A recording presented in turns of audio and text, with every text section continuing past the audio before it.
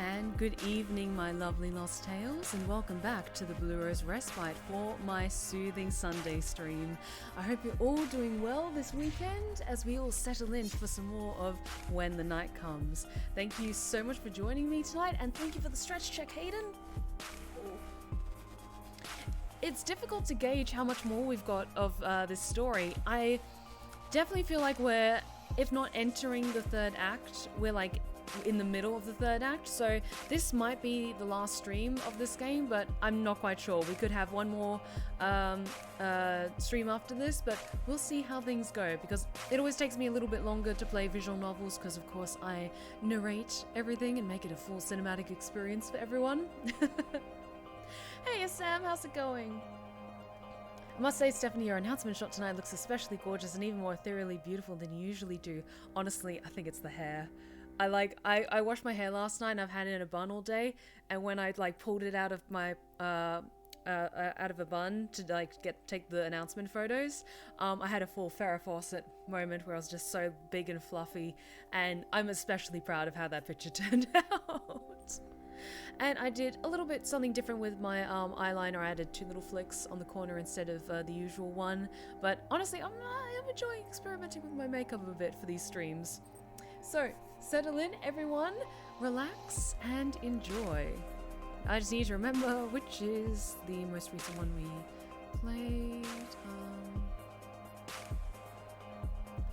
I think it's this one, Sunday, April 23rd.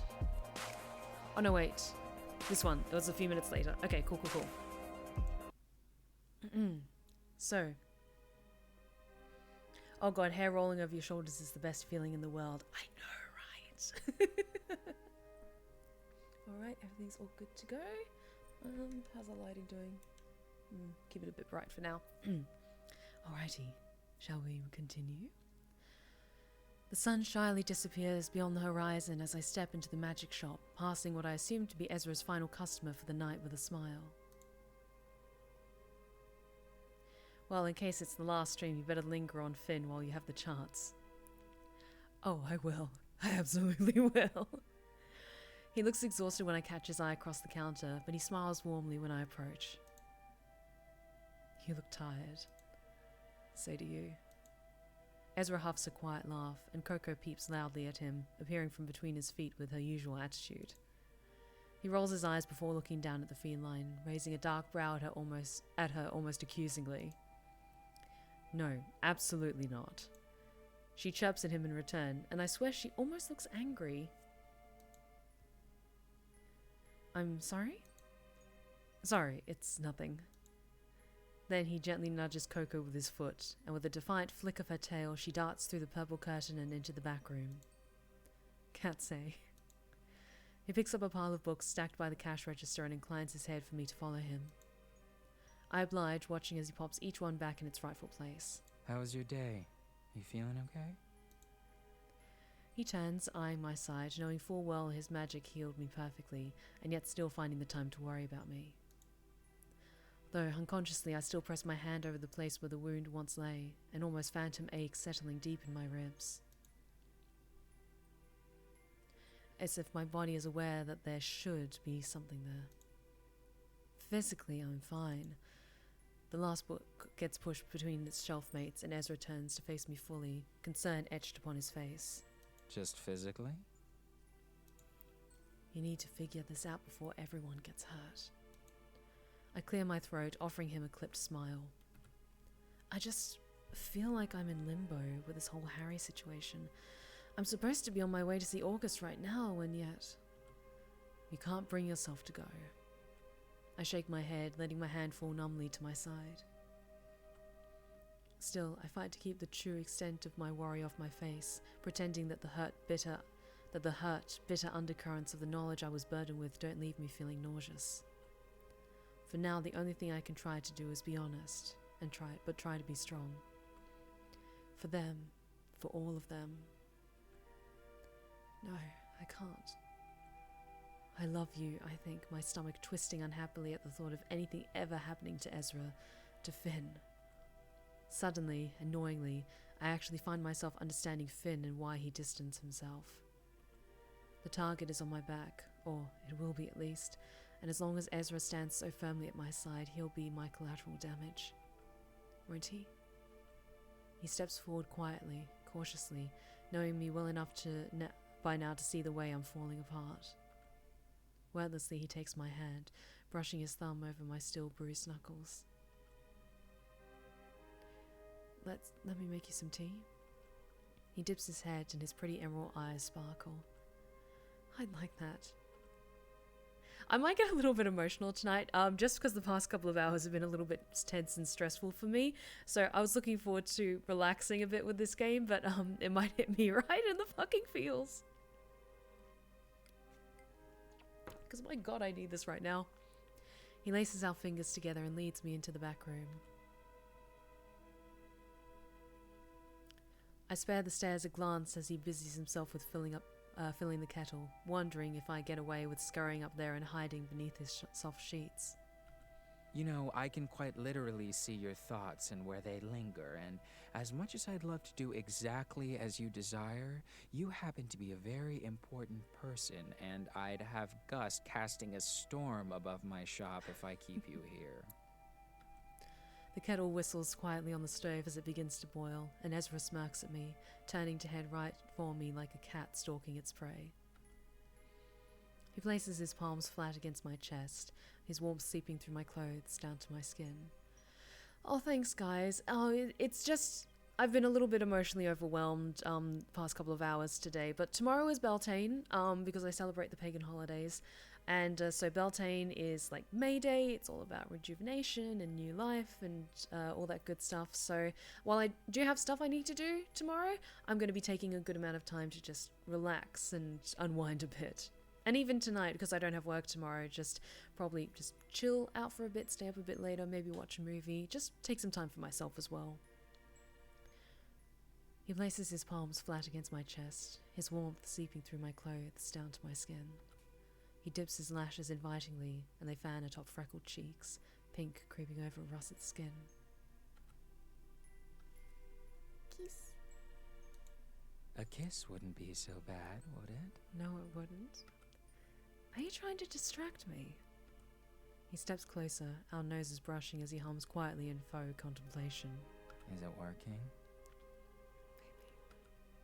I could smell a hint of vanilla, of mint, sense that almost longed to spark some long-lost memory in me. I draw in a deep breath, filling my lungs with him before I lean in to close that gap that dares to part us. The low whine he muffles against my lips makes something bloom fierce and bright within my chest. A deep need spikes sudden and fast and hot within me, and my brain short-circuits as it tries to think of all the places I could push him back upon in this tiny kitchen. Okay, while many of us, especially me, are quite infatuated with these characters, at least like our character, the listener, the viewer character, player character, they are so down for their romantic partners. Just, I love this. Table, sofa, countertop, wall? As if he can detect my skittering, filthy thoughts, Ezra fists the front of my shirt, tugging me closer. Our bodies seem tight enough that I can feel the gentle shift of his lean muscles against me. Then, the kettle whistles loud and obnoxious, tearing us both from the little fit of desperation we've kissed ourselves into. He steps back as if he's been shocked, hands up, held up in surrender. Oh. Whoops. It would appear that you've almost successfully coaxed me to do exactly as you desire then. Tricky. While I get flustered over Finn's voice, Ezra's voice is also just as wonderful. I think because he also has that softness to it. Like, Finn's voice is much more gravelly. It's got that primal edge to it, which I love.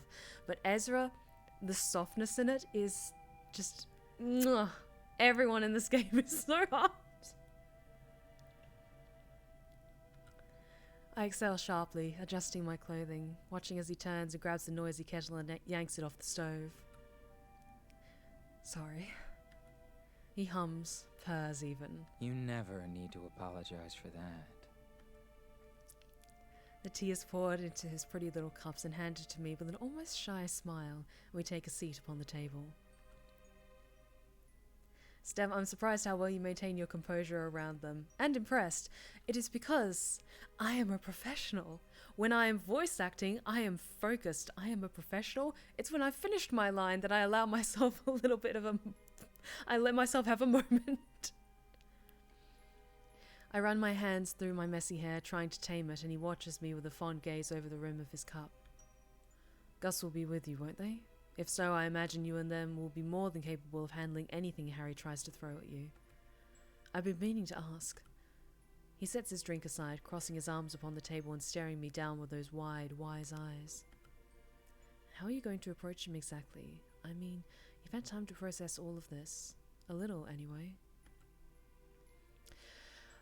It's interesting that we've had to confront each character and be asked this question. I'm still going to lean towards sympathizing because I need to understand why he did what he did. But at the same time, like, this needs to come to an end.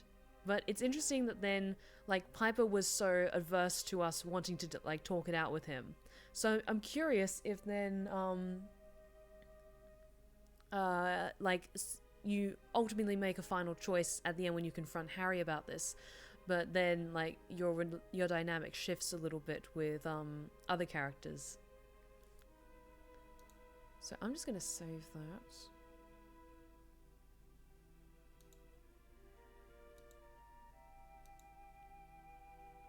Man, I hate these black and white choices. Like, some of them are distinctly like, this is the good choice, this is the bad choice. And in that way, it kind of helps to kind of nudge you in the direction that you would hopefully want to go in.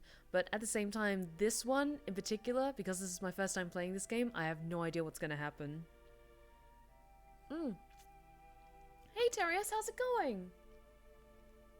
Alright, I'm still going to talk to him. I suddenly turn my face away from him, afraid of what Ezra might be able to read in my gaze. Whilst also thanking the stars that Finn isn't here. Not that he'd read my mind unprompted, but the mere idea of some messy thought being too loud for him to drown out strikes me cold with fear. I muse darkly to myself, going through the motions once more. Pain, hurt, denial. Ezra quietly clears his throat, something hopeful in his expression when I finally turn to look at him once again. I smile, but it's clipped, forced, guilty. I'll talk to him. Hear him out. I see. He drops his gaze to the weathered wood in front of him, tracing the uneven grooves with his fingertip. Just as I suspected, my non-response disappoints him. Oh. Okay, that hurt. I feel like a part of me wants to go back and pick the other decision just to see what his reaction is.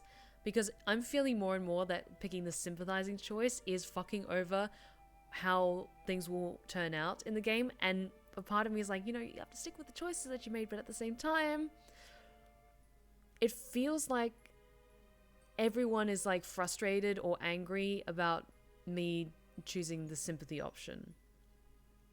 Hey, Mike, how's it going?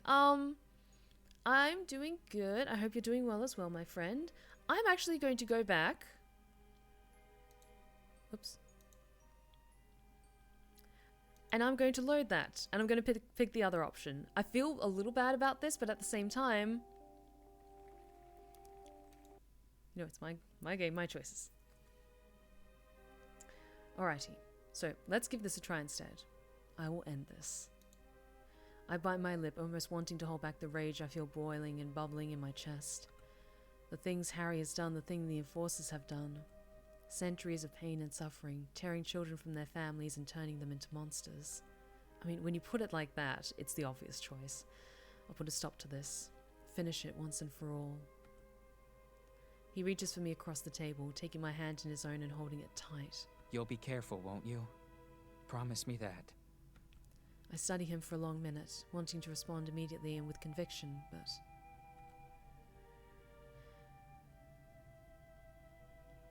I'm unsure of what I might come to face. I'll do my best. We sit in silence for a little while, only to have it broken by a quiet tap, tap, tap. I look around, then down, realizing it's coming from underneath the floor. Oh, of course. Finnegan. Ezra and I share a smile, and I can tell his heart leaps in his chest just as mine does. We both stand, and Ezra reaches to unlatch the lock that keeps the opening to the catacombs locked, while I pull back the rug that covers it. When golden eyes appear in the darkness, I feel a chill roll down my spine. Hello, lovers. Ezra rolls his eyes, shoving the vampire aside with his shoulder as he kneels to close the hatch. I came as soon as I sensed you were here. Never one to miss out, are you? Certainly not. So, what did I miss? Ezra and I share a look, a smile, and I know the witch will let me have my time to discuss Harry with Finn in my own time. Love that this game has healthy polyamory. Didn't know when I bought it after the first stream and I thought I was going to cry when it showed. It does it so well, doesn't it, Baron? Oh, nothing. Just drinking some tea. Stephanie is on her way to see August. Finn crinkles his nose at that, apparently unimpressed. I was hoping I could steal you away for a little while, actually. Not for anything nefarious. Fierro simply longs to speak to you. Oh, absolutely. Oh? Oh. Does he have more information? He shrugs. I'm not sure. He's not exactly a man of many words. If he's asked for you, then I'd take it that he has at least something to tell you. He definitely isn't just wanting a friendly chat, that's for sure. I see. Well, considering I'm most definitely still avoiding going to see August, we should go now? I'd be more than happy to escort you. Coming, Angel? Ezra shakes his head with a sorry sigh. I need to get the shop ready for tomorrow. Don't have too much fun without me, will you? Can't make any promises. Finn takes my hand, tugging me towards him and pressing a kiss to my temple. You know I don't make such promises. See, kindred spirits. Kindred spirits, it was meant to be. We say goodbye to Ezra, watching as we descend down into the depths of the catacomb tunnels. He curls his big hands around my waist to help me down, and I brace myself with palms splayed against his chest. He looks at me with a wicked grin, and I can't help the way my body sets alight at the contact, coils, breathless anticipation sinking deep into my bones. Easy does it. I hate the way my whole body betrays me, because of course he knows, can feel the way I come alive for him. Smug. With a scoff, I playfully push him away, and he stumbles away dramatically, clutching his chest. Your words sting, dear hunter. Now, follow me. I can't, he's just stolen the whole of my heart. A shadowy figure waits for us outside Finn's quarters, and I smile when I see a shock of white hair and friendly crimson eyes. Oops. There we go, that's a little bit better. Hunter Swan, it's a pleasure to see you again. It's good to see you too, under better circumstances this time. If I look hard enough, I swear I can see his mouth twitch. Fierro studies me with a certain intensity for a moment, and I feel a strange sense of calm washing over me, but he frowns, a blink and you'll miss it thing, but I see it before his face falls into that carefully calculated stoicism. I will not keep you long. I just wanted to thank you for finding me. I owe you a debt of gratitude for assisting with my extraction. I gather you'll be meeting with the Lieutenant General soon? I swallow thickly, my throat tight all of a sudden. There it is again, that uncertainty, that push and pull of conflicting emotions that swell in my gut and almost suffocates me. I nod a little too quickly, and though Fierro doesn't show it, I know he can feel my unease. I will be, yes, whenever he decides to show his face. Finn scoffs at that, leaning against the jagged stone wall with a perfect kind of handsome nonchalance that not many could achieve. If he ever decides to again. If I was him, I'd have left town the second the first body turned cold. Fierro continues to watch me, his stare unwavering. Well, the sooner the better. I quite like all of this to be over. Indeed. Finn nudges him with his elbow and Fierro barely shifts, holding himself like some ancient statue, an almost unnerving stillness. Tell her what you saw in the dungeons before you were rescued. There was a lot of commotion down there the night you killed the creature. They were unorganized, clearly distressed. I watched carefully and saw something strange. A hunter, or what was once a hunter. Now I'm not so sure. I pale at the thought, remembering the way the creature looked at me as it lunged, teeth bared, and the way my body told me I was fighting one of my own before I entered its life. His life. It was female, of that much I am certain. She was wailing all night after they shoved her back into one of the cells. They must have been in a rush because they weren't as cautious in hiding her as they had been before. She's more whole than the other one, but whatever they've done to her, she's too far gone, driven mad, feral even. I've never seen anything quite like it. An impossible flurry of pain and confusion, but mostly anger. No. Finn steps forward, seeing the way my eyes widen and my hands begin to shake. I can't face another. Stephanie. I look at Finn, noting his concern over the way my heart lurches in my chest. I nod at him, exhaling a sharp breath to refocus. You're sure? The quiet vampire nods, his lips pursed into something that looks like an attempt at a grimace. I'm certain, and I'm also sorry. It's fine. It's expected, actually. Just hurts to hear, to have it confirmed. I nod. We will not let you face it alone. You will never be alone.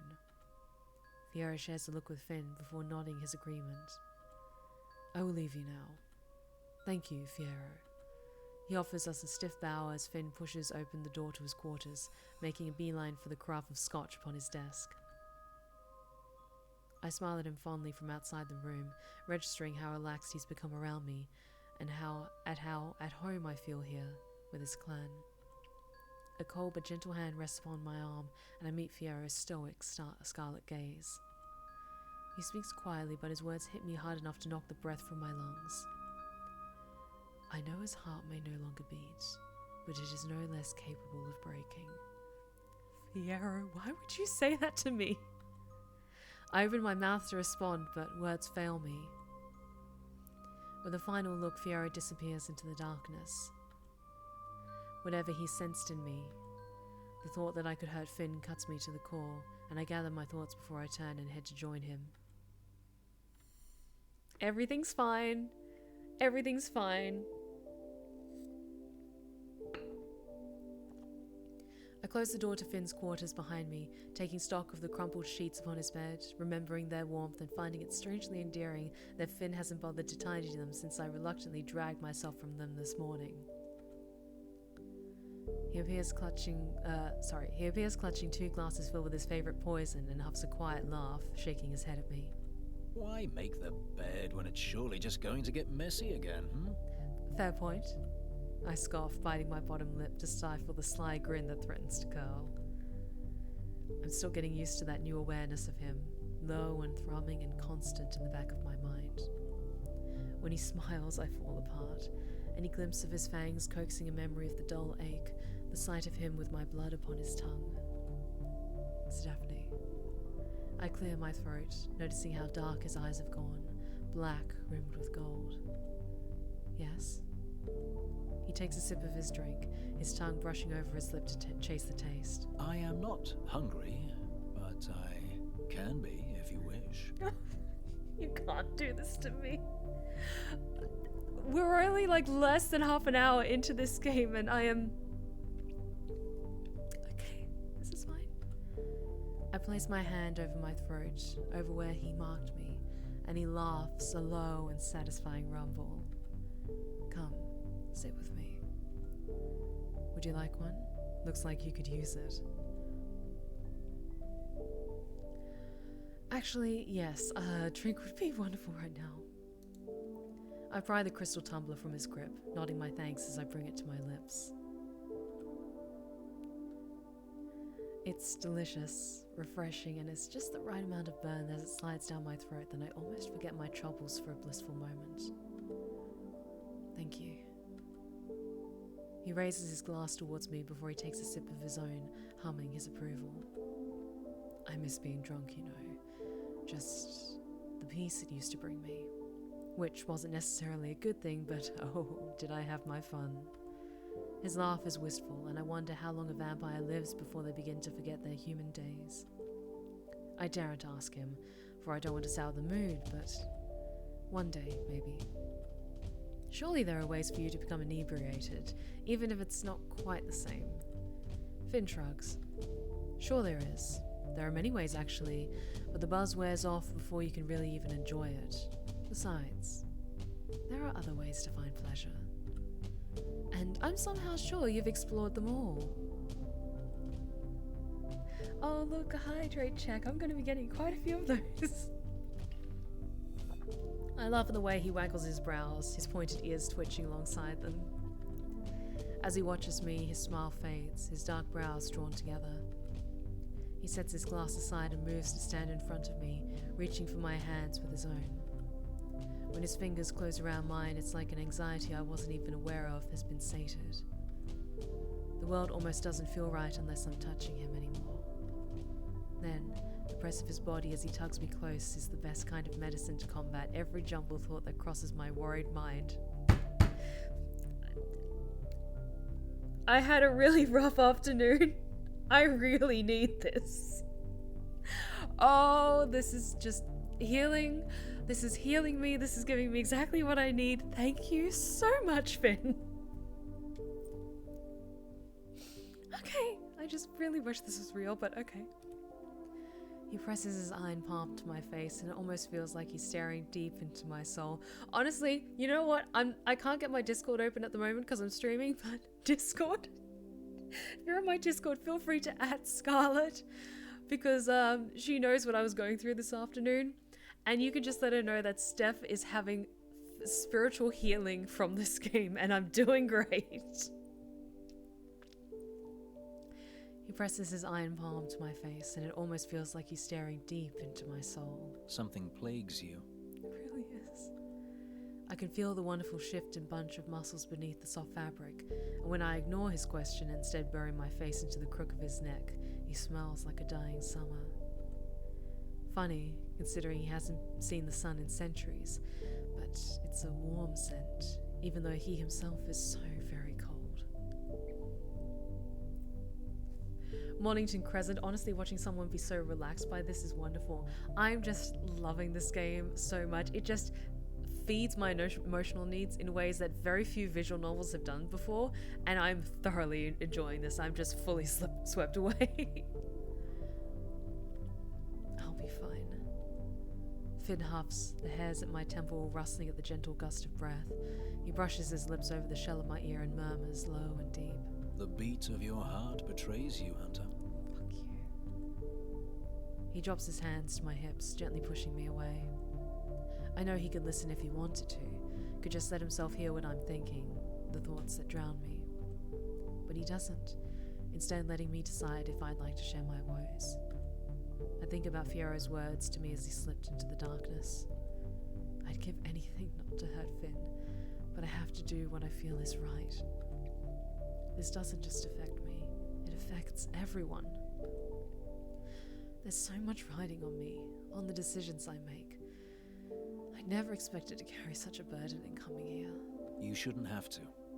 It isn't fair, what you've had to endure.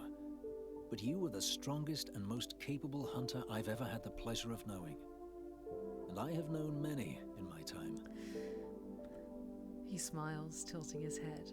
I wouldn't want anyone else deciding my fate but you. Lunaris is lucky to have you on its side. But I am the luckiest man to be able to call you mine. Fuck. Okay. Do I even need to ask? Mine. Hearing that word, that confirmation, even though I already know he's mine, as I am his. It derails my thoughts in an instant. Stephanie, brain empty. I mean, even in-game we're having the same reaction. There's an ache in my chest that unfurls for him like a flower at the first touch of rain, and I lean in to brush my lips against his. He kisses me with a ferocity I feel right down to the tips of my toes, as if every press of his mouth against mine will further solidify his love for me. Finn groans and swipes his tongue deep into my mouth before I tease him, nearly breaking the kiss but letting Finn chase me back into it with a low growl. He tastes like whiskey, rich and warm, and I could get drunk off of that alone. Well, it's a good thing I'm also drinking some lovely lime burners tonight and fully immersing myself in this game. The need I feel is a living thing, nestled deep in my bones, and when Finn surges closer, I wonder if it really is possible to go mad from wanting someone this much. Dramatic, maybe, but I'll be damned if I care, because if temptation were a living thing, its name would be Finnegan Casimir. Stephanie. Finn murmurs against the slick tangle of our kiss, sweeping his large hands down my sides. Stay with me. If I could. I can't. I have to make a choice. I have to meet with August. Finn pulls away with a sorry whimper, a sad look in his impossibly pretty eyes. Very well. But you'll come back. Oh, hi Scarlet, how's it going? So even in-game I've been going through a very rough time, and thankfully my husband's here to help me.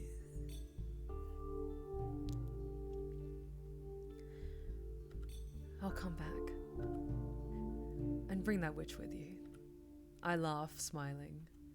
I'll kidnap him for you. True love, true love. For us both. Finn carefully snags my chin and lifts my face back towards his own, bringing our mouths together in approval, the kiss shattering in its gentle intensity. He drops his gaze to his lap, his brow twitching into a frown. Now, tell me, what do you intend to say to dear Harold when you finally face him? His eyes search my face as if looking for answers, and I don't know how to give, or I don't want to give. I'm saving it again, because I am so paranoid about this fucking game.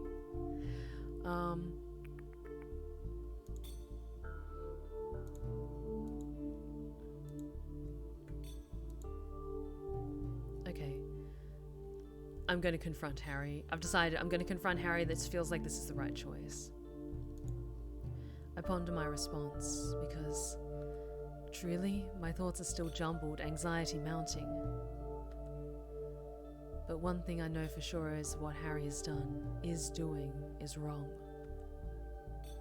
I'll confront him and expect straight answers. I want to know why he did it. I just ask that you're careful. No sound-minded man would make the decisions that he has. Of that much I'm sure. You don't know how he'll react to being confronted. He's right, and somehow that thought hadn't crossed my mind.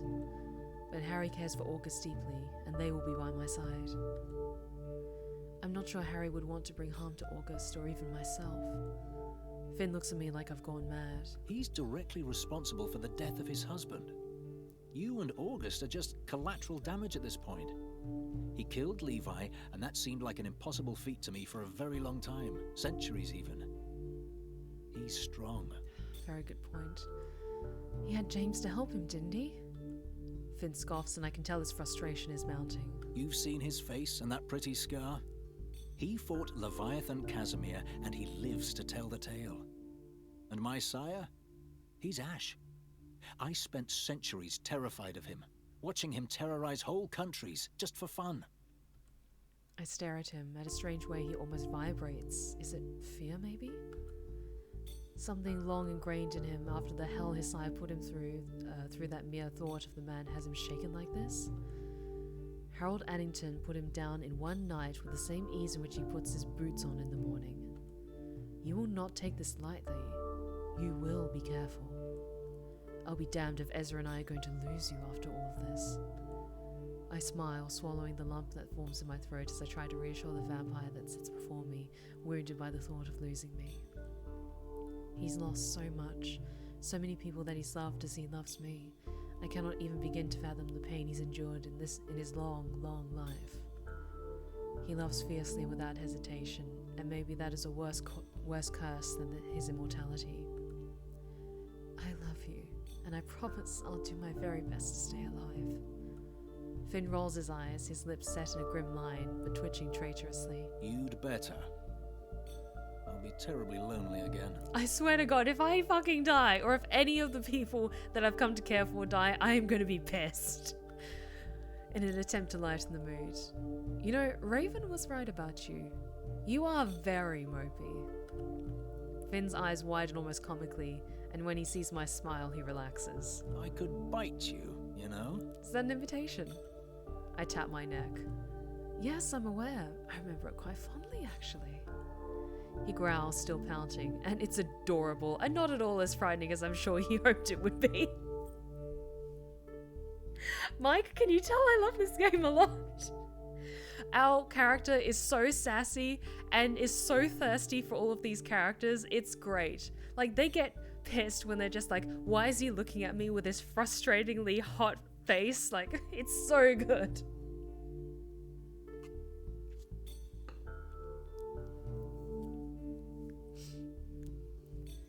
Wow, look at my wrist. I have to do my laundry.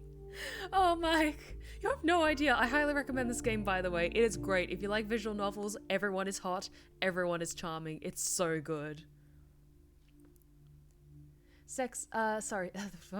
I noticed the numeral 6. Steph, out of the 6 love interests and 8 named ancillary characters, which of them don't you care for? That's a good question. There isn't really anyone that I kind of ease away one form or the other. I will say, while Henry does give me like Hannibal kind of vibes with his character design, the fact that he's been going through so much and he's actively grieving for his husband, like, no, I never crossed that line. He's still like very emotionally in a lot of turmoil at the moment, and no, don't cross that line. Shut up, guys. That was not a Freudian slip. And the point is, Steph, I think any death is going to break you. You know, you're not wrong. I suppose I should go then. I don't exactly sound convincing. In fact, I think I'd be quite happy to stay down here and hide away from my responsibilities for a little longer. But I must be responsible, unfortunately. Finn shifts to stand, running a hand through his hair, rubbing at his chin. He's twitchy tonight, showing more signs of humanity than I'm used to from him. I know I said it already, but be careful. I smile at him, reaching for the handle of the door. I thought much bigger, much scarier things than Harold Addington. As the words leave my mouth, I feel a terrible dread washing over me, and Finn notices. Never underestimate your foe, especially when they have nothing to lose. He's not wrong. I love you, and I'll see you later. I love you too, Finn. Farewell, Hunter. Oh, fuck. August? I'm glad you're going to be by my side in this, but please don't let me die. I find August in their office, staring at their desk. It's rife with papers strewn in different stacks, but without its usual method. They look worse than usual, look despondent, almost as if they've given up being prompt and orderly, but I know that's not the case. August is adept at keeping the flow of reports moving quickly, a stickler for punctuality. I tap the door once with my knuckles, and they grant me permission to enter with a lazy nod of their head. Days like today make me wonder if I should just pack all of this in and run home to my parents with my tail between my legs. Or maybe become a nomad or something. I know that's not true, but the defeat in their tone makes me think they've been like this for some time. I don't think the nomad lifestyle is quite for you, August. They huff a laugh, sighing heavily, uncharacteristically slumped in their chair. One day, hopefully soon, we'll be free from the shackles of all this corruption. I'll bring order to Lunaris. Or I guess I'll at least die trying. I've never been very good at quitting. His flags may be red, but red is my favorite color. Like, honestly, for a vampire, let's... Okay, I'm sorry, August, you are exquisite, and I love you, and I'm definitely gonna romance you when I play this in my own time after I've streamed this, but let's just take a moment and talk about how, like, Finn, yes, he was aggressive in the, like, when we first met him, but at the same time, he was already emotionally entangled with Ezra, so he was understandably protective against a stranger.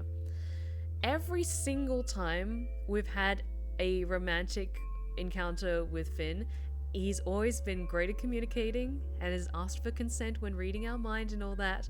If we're talking more about Henry, yeah, massive fucking red flags. And that's why I'm like, you know, out of this whole list, this collection of options, shall we say, this assortment of potential romantic interests, he's definitely the one that's like, you know what, I'm going to put a pin in that and just like see what everyone else has to offer first.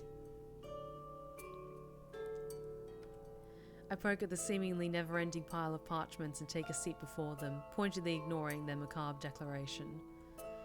What is all of this anyway? There seems to be more than usual. I'm here for a good time, not a safe time. Always a safe time over having a good time, okay? You take care of yourself. August shrugs, waving their hand dismissively over the mess. Take your pick. Reports, complaints, and all of the petty bureaucratic bullshit that Harry usually deals with. I so graciously offered to take some of his work off his hands when James passed. Their lips curl into a snarl, their teeth bared, and the next words are almost venomous, distinctly lacking emotion. Aren't I kind? They're tired, frustrated, overworked, and apparently overcome with bitterness. In one way, I'm grateful, seeing them upset and so downtrodden over Harry. I hated it, but this mood doesn't suit them. I truly long for a day when I see them well rested and appreciated. I just want to know you're going to be okay. You're working yourself to the bone. Another dismissive wave of their hand, and I gather I'm not going to get much more than that out of them. I'll be fine, Stephanie. I have to be, don't I? I watched as they pinched the bridge of their nose, their weak argument not at all convincing. A quiet knock at the door grabs our attention, and a timid junior pokes their head around the frame, awkwardly raising their hand at August. General Willenheim? They raise their brow at him, their impatience clear. What? You asked me to let you know when the Lieutenant General returned? Well, he's in his office. I just saw him. Thank you, recruit. You can go now, and do not tell anyone what I asked of you. I see the heavy bob of their throat and the flush that paints their cheeks as August quickly moves to stand, and with a nod the boy scurries away. August and I share a look, and I wonder if they're thinking the same as me, that we're not ready, or that we don't want this, scared of what we'll learn and that it'll all become real at long last. August places a trembling hand upon my arm, their eyes wide and bright, and when they speak there's a sort of manic edge to their words, their voice. Oh, August! What's wrong? Oh my god, are you okay? I need to know how you feel about all of this before... I need to know because I cannot make up my mind. Okay, I think this is the first character we've seen actively crying, and holy shit. They tighten their grip on me, and for the first time I've known them, August Willenheim looks scared. I feel something thick in the air, a kinetic shift, an almost suffocating buzz. August, breathe. They exhale sharply, and their auras distinctly panicked. I place my hand over theirs and feel a shock as our skin meets, but my touch calms them enough for the air to clear, so I relent and don't pull away. It's okay. It's going to be okay. No, it's not. It's not. They shake me off, pacing, angry tears trailing their cheeks. Everything I worked for, everything I've ever stood for. I saw him as my mentor, a man who raised me with a kindness my father would never even dream of showing me. Was I so blinded by that affection that I didn't see the evil in him? Fuck. Okay, I'm saving.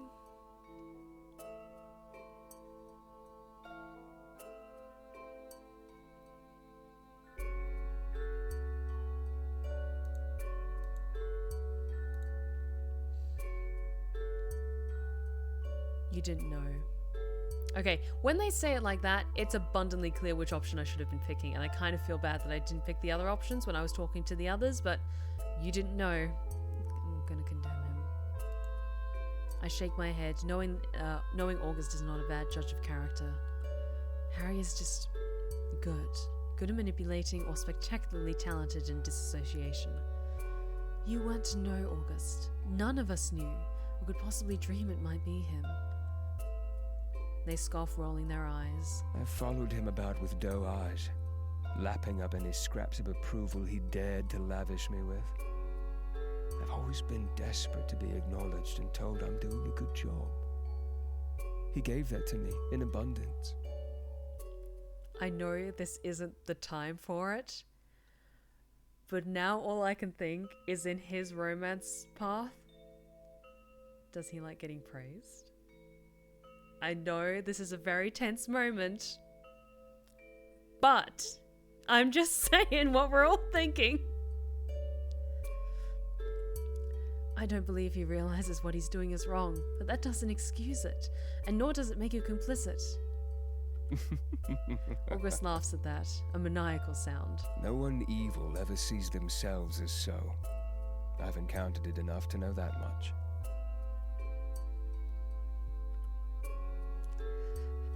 Steph, please. Yes, please. What?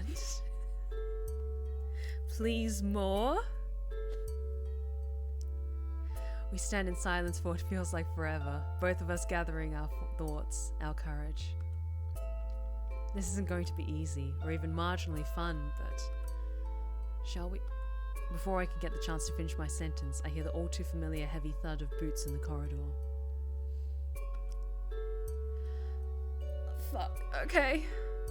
And then Lieutenant General Harold Addington appears in the doorway, a smile upon his face. Good evening, both. Hi. We need to have a talk.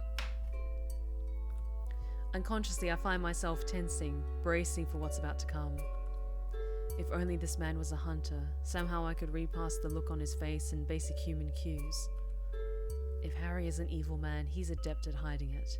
His smile is kind, even now, and I wonder if he has any idea what kind of situation he's walking himself into. Sir.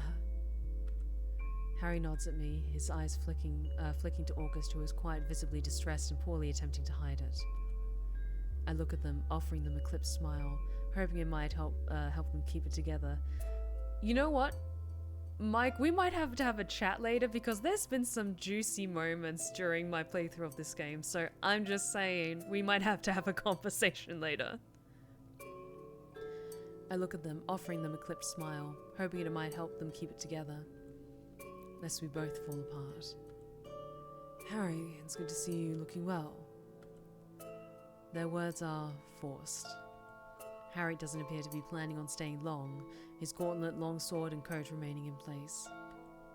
Instead, he eyes us both as he crosses the room, stopping in front of the fireplace that flickers invitingly. I have to apologize for my absence. As I'm sure you can imagine, I haven't exactly been in the right frame of mind to hold the whole country on my shoulders, let alone Lunaris. I'm sure it's been very difficult for you. They're struggling and mostly failing to keep the exasperation out of their voice.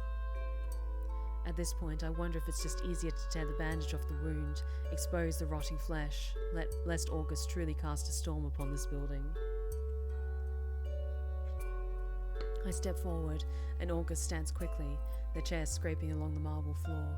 Is something wrong, Augustus? You don't look well. Yes, I want to say, they are falling apart, much like your town, your country. I quickly wade through the dark tangle of emotions that threaten to engulf me, and I clear my throat. We need to talk to you. Harry nods, still poised, still apparently completely clueless. I look to August, and they are in no state to initiate this conversation. Their hands are shaking, and I gather they're just seconds away from a messy display of untamed magic. Stephanie? Harry quickly looks between us, finally focusing upon me when he sees that August is a lost cause. Speak. Now. You're beginning to alarm me. We're aware of what you're doing, of what you've done. The dead hunters, the missing hunters.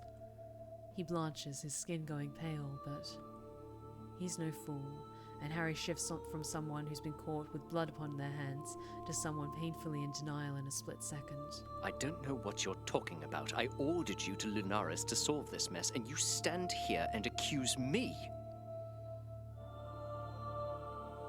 Oh, thank you so much, Terrius. August scoffs loudly. And you will stand here and lie to us so easily. What evidence do you have of the supposed indiscretion you accuse me of? He says it quickly, defensively, but the words are heavy upon his own tongue. Then I use the most powerful weapon I possess. James. Harry freezes, truly turning pale now, all colour draining from his ruddy cheeks, his eyes wide with shock and fear and pain at the utterance of his husband's name. I swear that if I listen closely enough, I can hear the furious pounding of his heartbeat as it tries to tear free from his chest. He swallows thickly, then he laughs. Though it's a manic sound, the laugh of a desperate man. You spoke with him again? For the briefest moment I feel sorry for him, the way he looks at me almost longingly, desperate for even a scrap of information on his dearly departed. It seems selfish that I would be the one who James would choose to communicate with, but he was a good man through and through, and he could see Harry's madness, knew the right thing to do.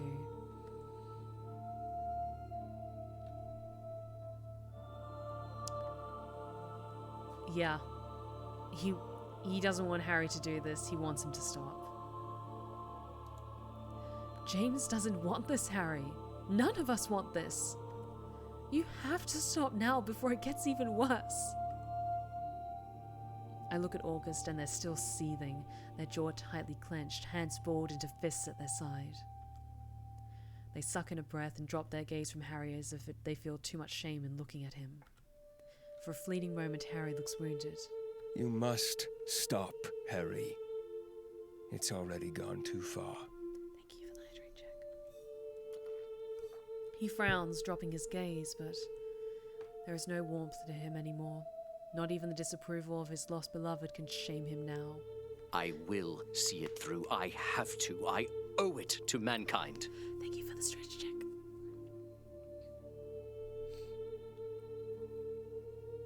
You disappoint me.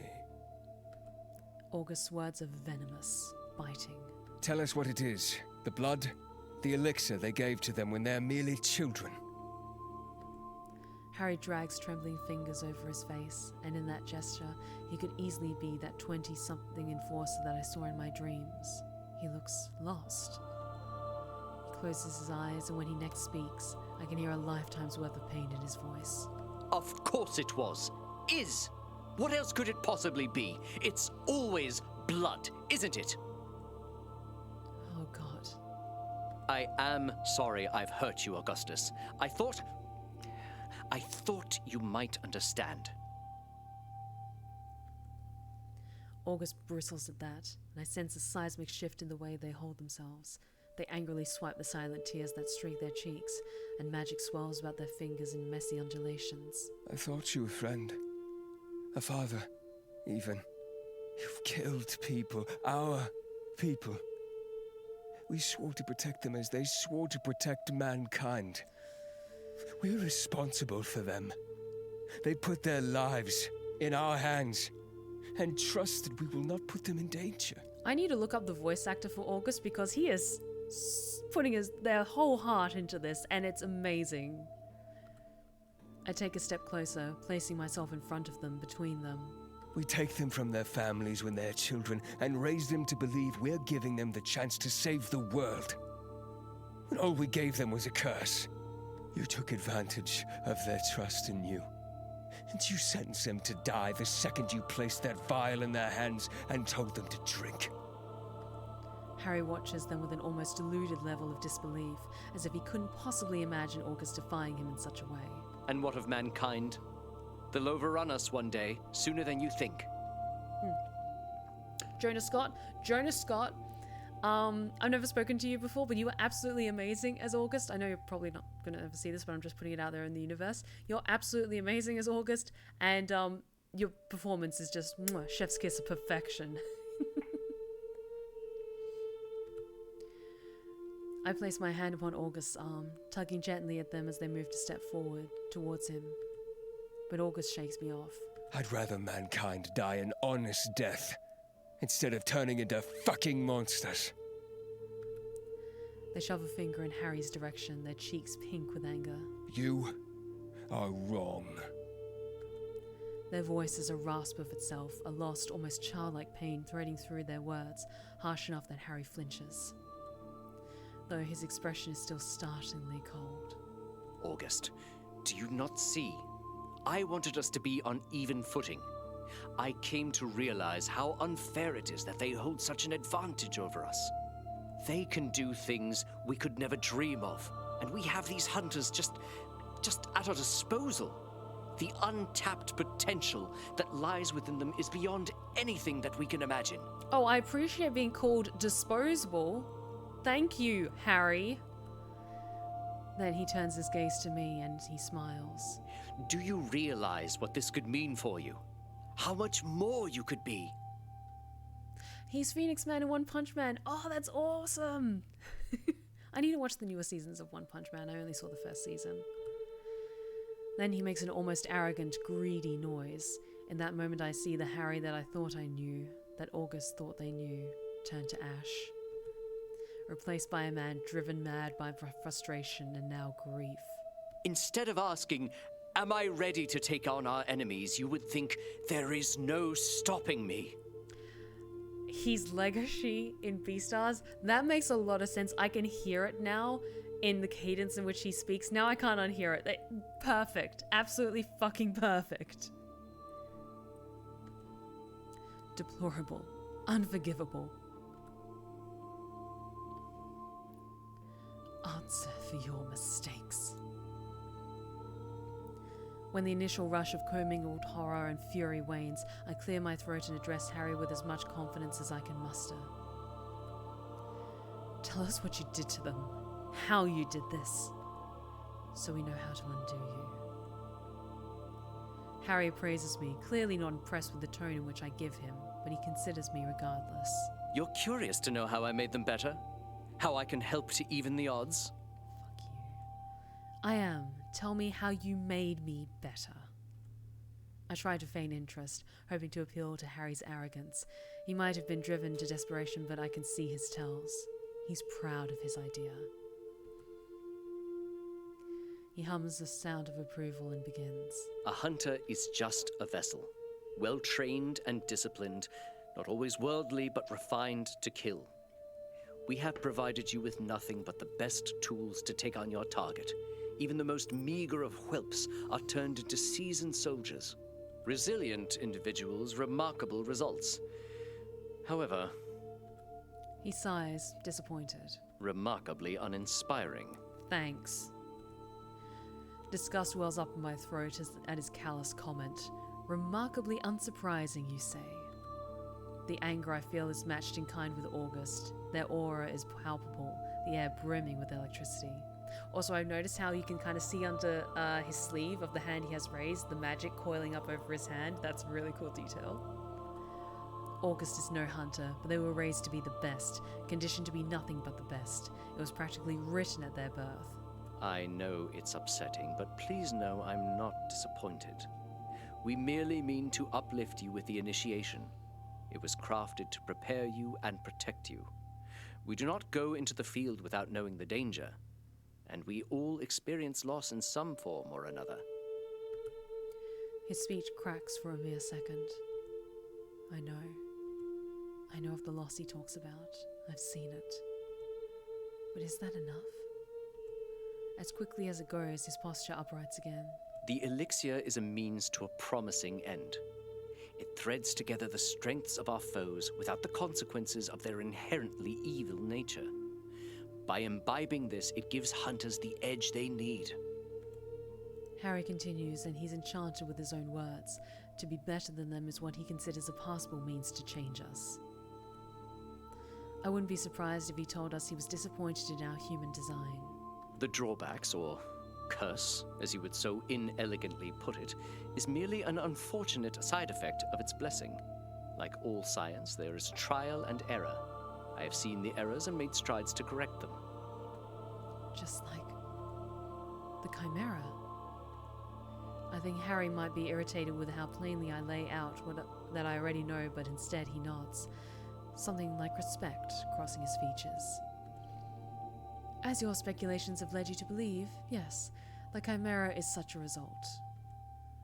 And then his face drops at the name. Clearly you are perceptive of how much is still a question, but bear in mind that this is a sacrifice for me too. And why didn't you take it?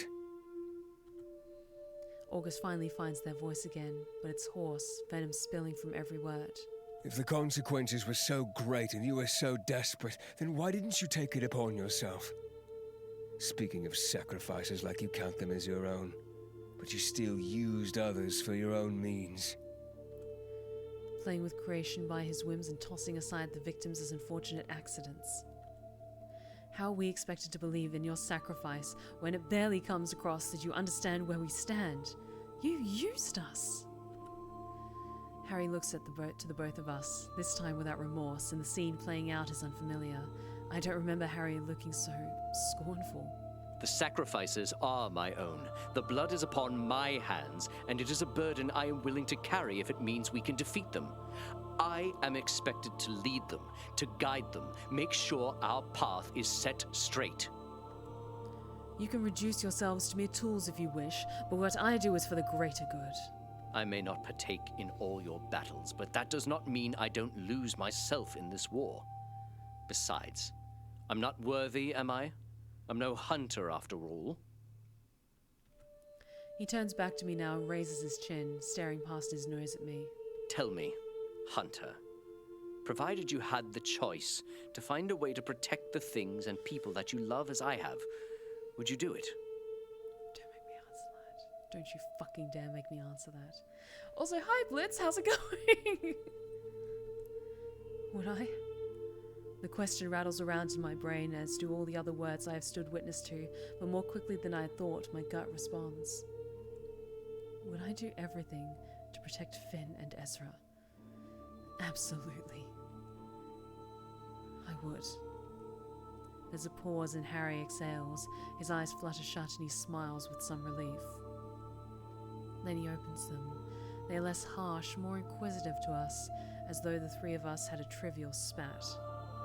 Then you understand why this must continue, and, most importantly, why I expect your full cooperation. Oh, you just expect me to be fine with this? Oh, no, I am not fine with this.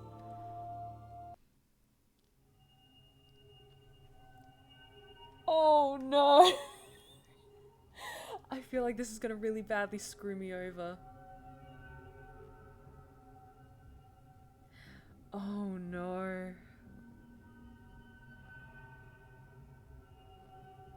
Guys, what do I do? Fuck, okay. Save, first and foremost.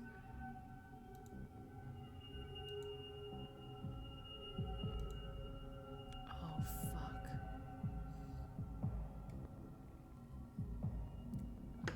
I think he's experienced enough that he can tell when I'm lying to him. Oh, fuck. Yeah, I have a feeling he can tell if I'm lying to him.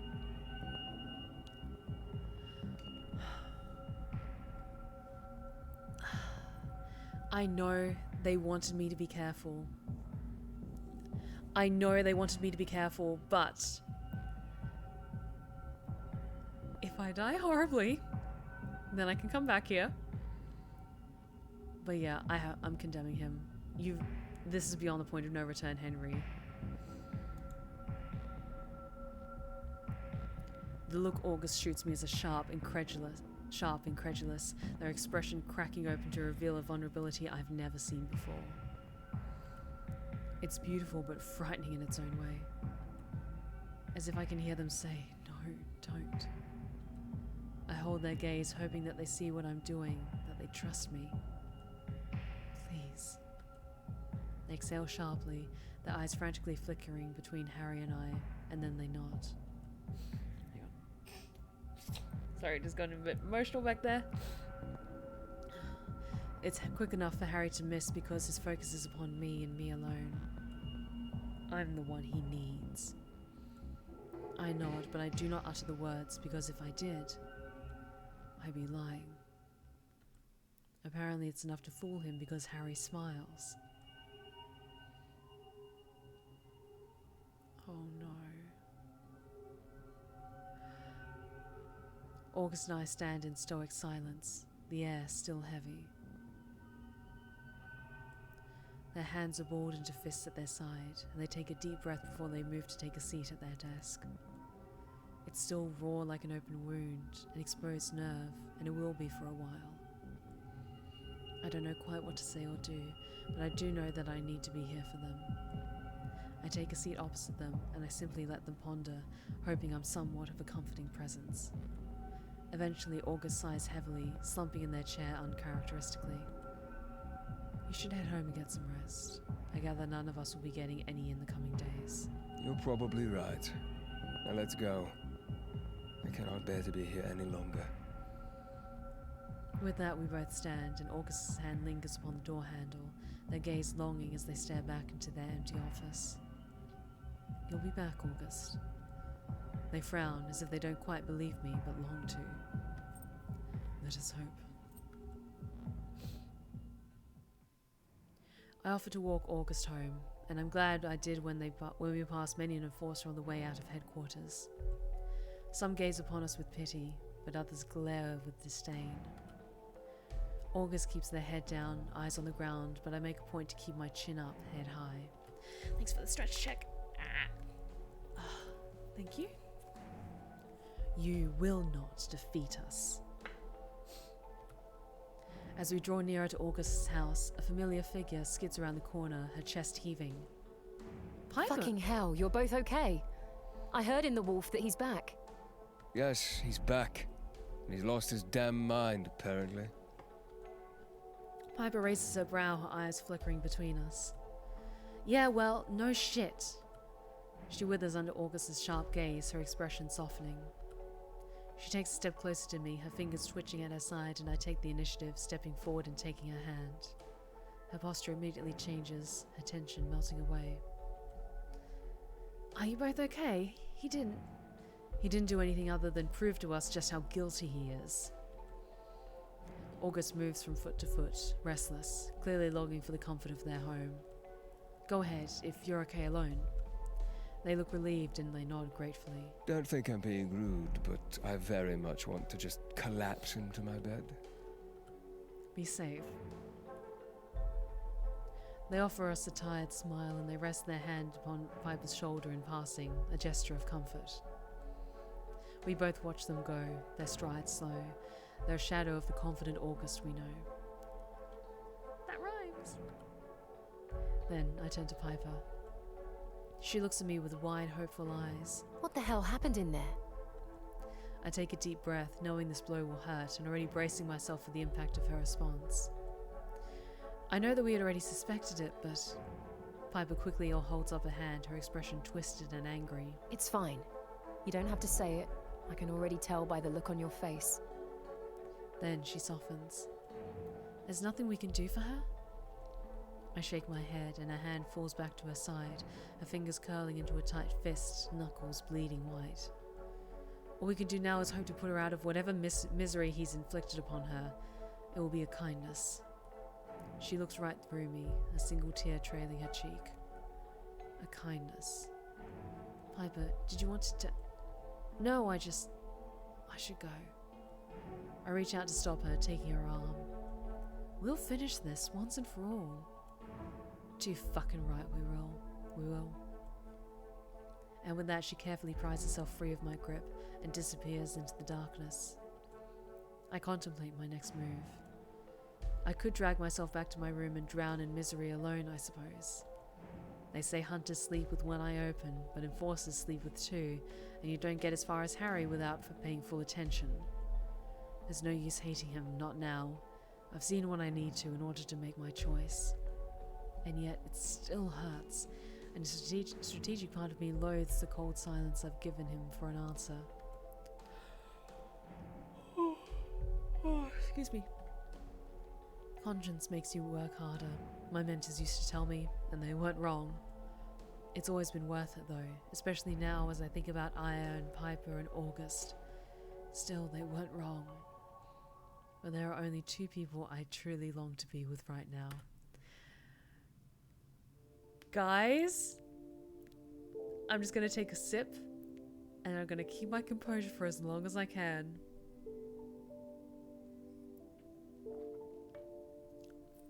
I suggest we take a brief intermission to celebrate the fact that the latest chapter of Shadows and Stardust is at more than 42,000 views. Honestly, I'm so taken aback by how well my latest ASMR tale has done. Sorry, putting a pause on this just before things get spicy. But yeah, honestly, everyone who's watched that video and been like, if you're new, then like watching the full series of like the playlist of all the stories so far, thank you so much for giving me so much love for that latest chapter, because I was genuinely nervous because it's a big kind of narrative turn in the story and I was worried a lot of people wouldn't like it, but thank you all so much for so much love you've shown it. But I'm doing hydrate checks now so that I don't get interrupted later. People love a yandere. Oh, and honestly, I've gotten amazing feedback saying like this is like that like Night Angel is their favorite yandere character that they've seen in like ASMR stories, which is a massive compliment. So thank you guys so much. And good time for a stretch too. Thank you. Okay, focus. Finn opens the door before I knock, as though he sensed or expected me. It's probably a bit of both. I'm grateful to see that Ezra is here, just as I suspected he would be, and Finn reaches for me, the cool press of his fingers against my skin soothing me in an instant. I'm reeled in, tugged against the broad plane of his chest, and the door quietly clicks shut behind me as I sink into his embrace. Those with blood on their hands always get what they deserve. I carefully pull away to look at him, but just a little loath to fully leave his arms. They do. Ezra approaches, smiling softly, reaching out to cup his hand to my cheek. They do. Come. Ezra takes my hand and guides me over to the bed, and I take a seat upon Finn's dark sheets beside him. We were both so worried when we heard Harry had shown his face. I'm just glad to see you're okay. I squeeze his hand and we both watch as Finn fumbles to grab something from one of his many bookshelves. He presents a wooden box, kneeling before us and placing it upon my lap. Galactic Emperor Batman, thank you so much for the 22-month resub. Ship alarms that can be heard in the background. This is the immortal Emperor of the Galactic Dominion arriving for my 22-month resub. Loving the stream so far, Steph. Keep up the good work. Now I must quickly get back to work as we're in battle and the Dark Citadel shields are down to 50% and we're taking heavy damage. Or hopefully you'll make it out of this alive. Thank you so much, Galactic Emperor, for the support. You're amazing. Thank you.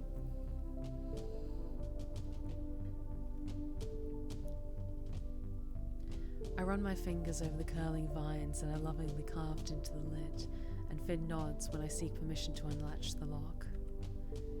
Inside is a trove of trinkets, sketches, letters.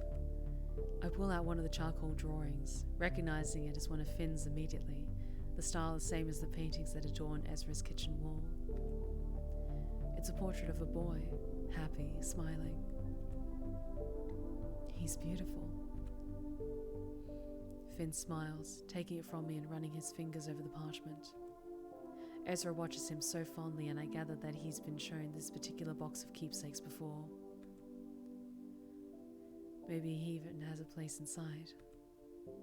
Gabriel, the first thing Levi stole from me.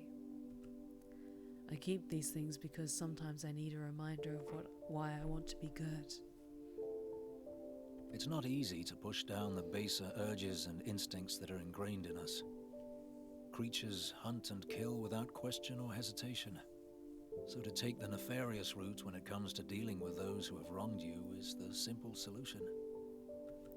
He meets my gaze, his eyes bright in the candlelight. To have the power we have, and to have the solution to all of our problems laid out before us like a neatly wrapped present, all it would take would be one tug of the string, and it would all be set right, wouldn't it?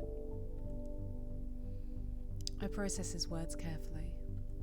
To join Harry, to gain strength and power, to fix the world would have been so easy. And yet, it wouldn't have been a human thing to do. Finn places the drawing back in the box, closing the lid and resting his palms atop it. Oh, well, yeah, and I absolutely agree. Just the drama of that would be amazing. The drama and the trauma. You did the right thing in denying him, in condemning him. It may not feel like it while your mind tries to find a new solution, but you did the right thing, Stephanie. Finn puts the box away and returns to his knees before us, unlacing my boots and sliding them off. Ezra makes work of the buttons of my shirt, smiling coyly as he slides it off my shoulders. I don't have anything to sleep in. Finn casts me a look, and I feel heat spreading across my cheeks. I'm sure I can find something for you to borrow. Oh, Mike. There are 2 poly relationships that you can get into in this game. This is one of them, and it is so wonderfully healthy and so good.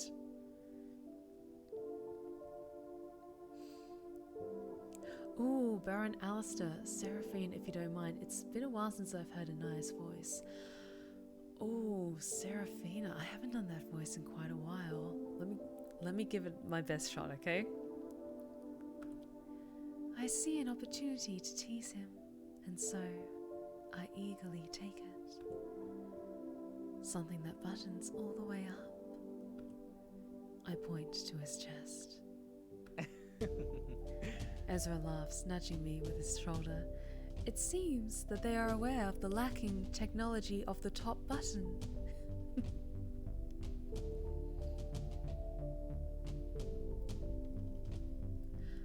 I'm planning on getting her tattooed on my legs soonish, so I had to make the request.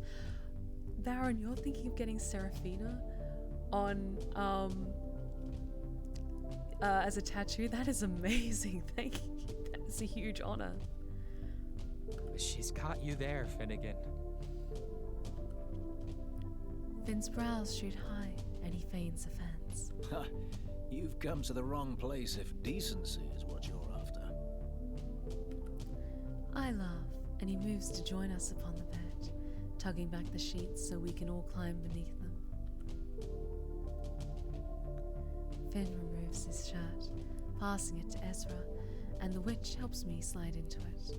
I relish in the familiar smell of Finn as the soft fabric drapes across my skin, and Ezra winds his arms around my waist, resting his chin upon my shoulders. It looks better on you. You should keep it. And you look better without it. Finn laughs, his nose crinkling in that way that makes my heart flutter, and he lays back, resting his head against the pillow, gazing up at us. As Ezra's arms tighten around me, the bruises that I've tried to bury deep throb inside and out. Harry's face, his blithe conviction that this is somehow the right path, the niggling, obedient, insidious doubt in me that whispers that perhaps he's right. Perhaps prices must be paid for our safety. He's the Lieutenant General, and I'm only a hunter, only a soldier. Nothing has been done yet, and I still feel almost sick to my stomach, but the worry is more muted now, further away. Tomorrow I will figure it out. We'll all figure it out. Together. Hey, are you okay? Finn's words tug at me, pulling me from my daze, and I see him nestled beneath those dark sheets, pale skin and pretty eyes, so tempting in the streamy golden light. That, coupled with the weight of Ezra's arms around me, makes me pause, letting any insidious thoughts flicker and fade.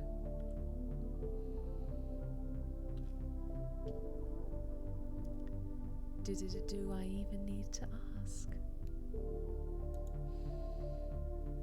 Without hesitation, I tug at Ezra and we curl against Finn. Each of us rest our head against his chest, bracketing him and his broad body. The cool bite of his prosthetic against my skin doesn't even bother me anymore, now seen as comfort. Finn presses his lips to our temples, and I tip my chin in invitation, seeking more, needing more. A pause, an almost hungry look exchange, and then our lips meet. Their kisses placate me, sending my heart to its knees, and when Ezra sinks his fingers into my hair, I'm lost.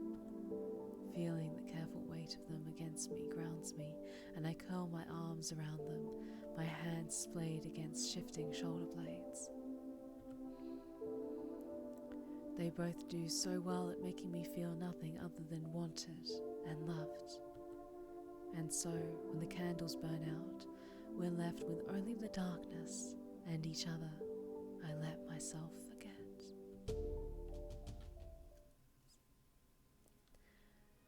The next morning, we meet in the catacombs, aware that it's probably the only location in town at this point where Harry cannot have us watched. There's a growing, awkward silence between us, August frowning down at their feet with sudden, intense concentration. I almost laugh at the sight of this mismatched group huddled in Finn's quarters, and Finn's eyes are firmly fixed upon Piper, who unabashedly pokes and prods his belongings. She picks up what I assume to be a very real human skull, staring deep into its vacant eye sockets, then smirking smugly at our undead companion. This what you use to practice your flirting every night? I mean, I'm often here to assist in that.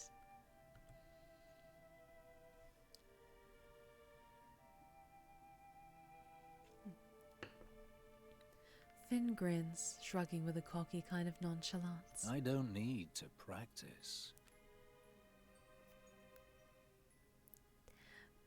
I believe I'm experiencing a slight brain malfunction.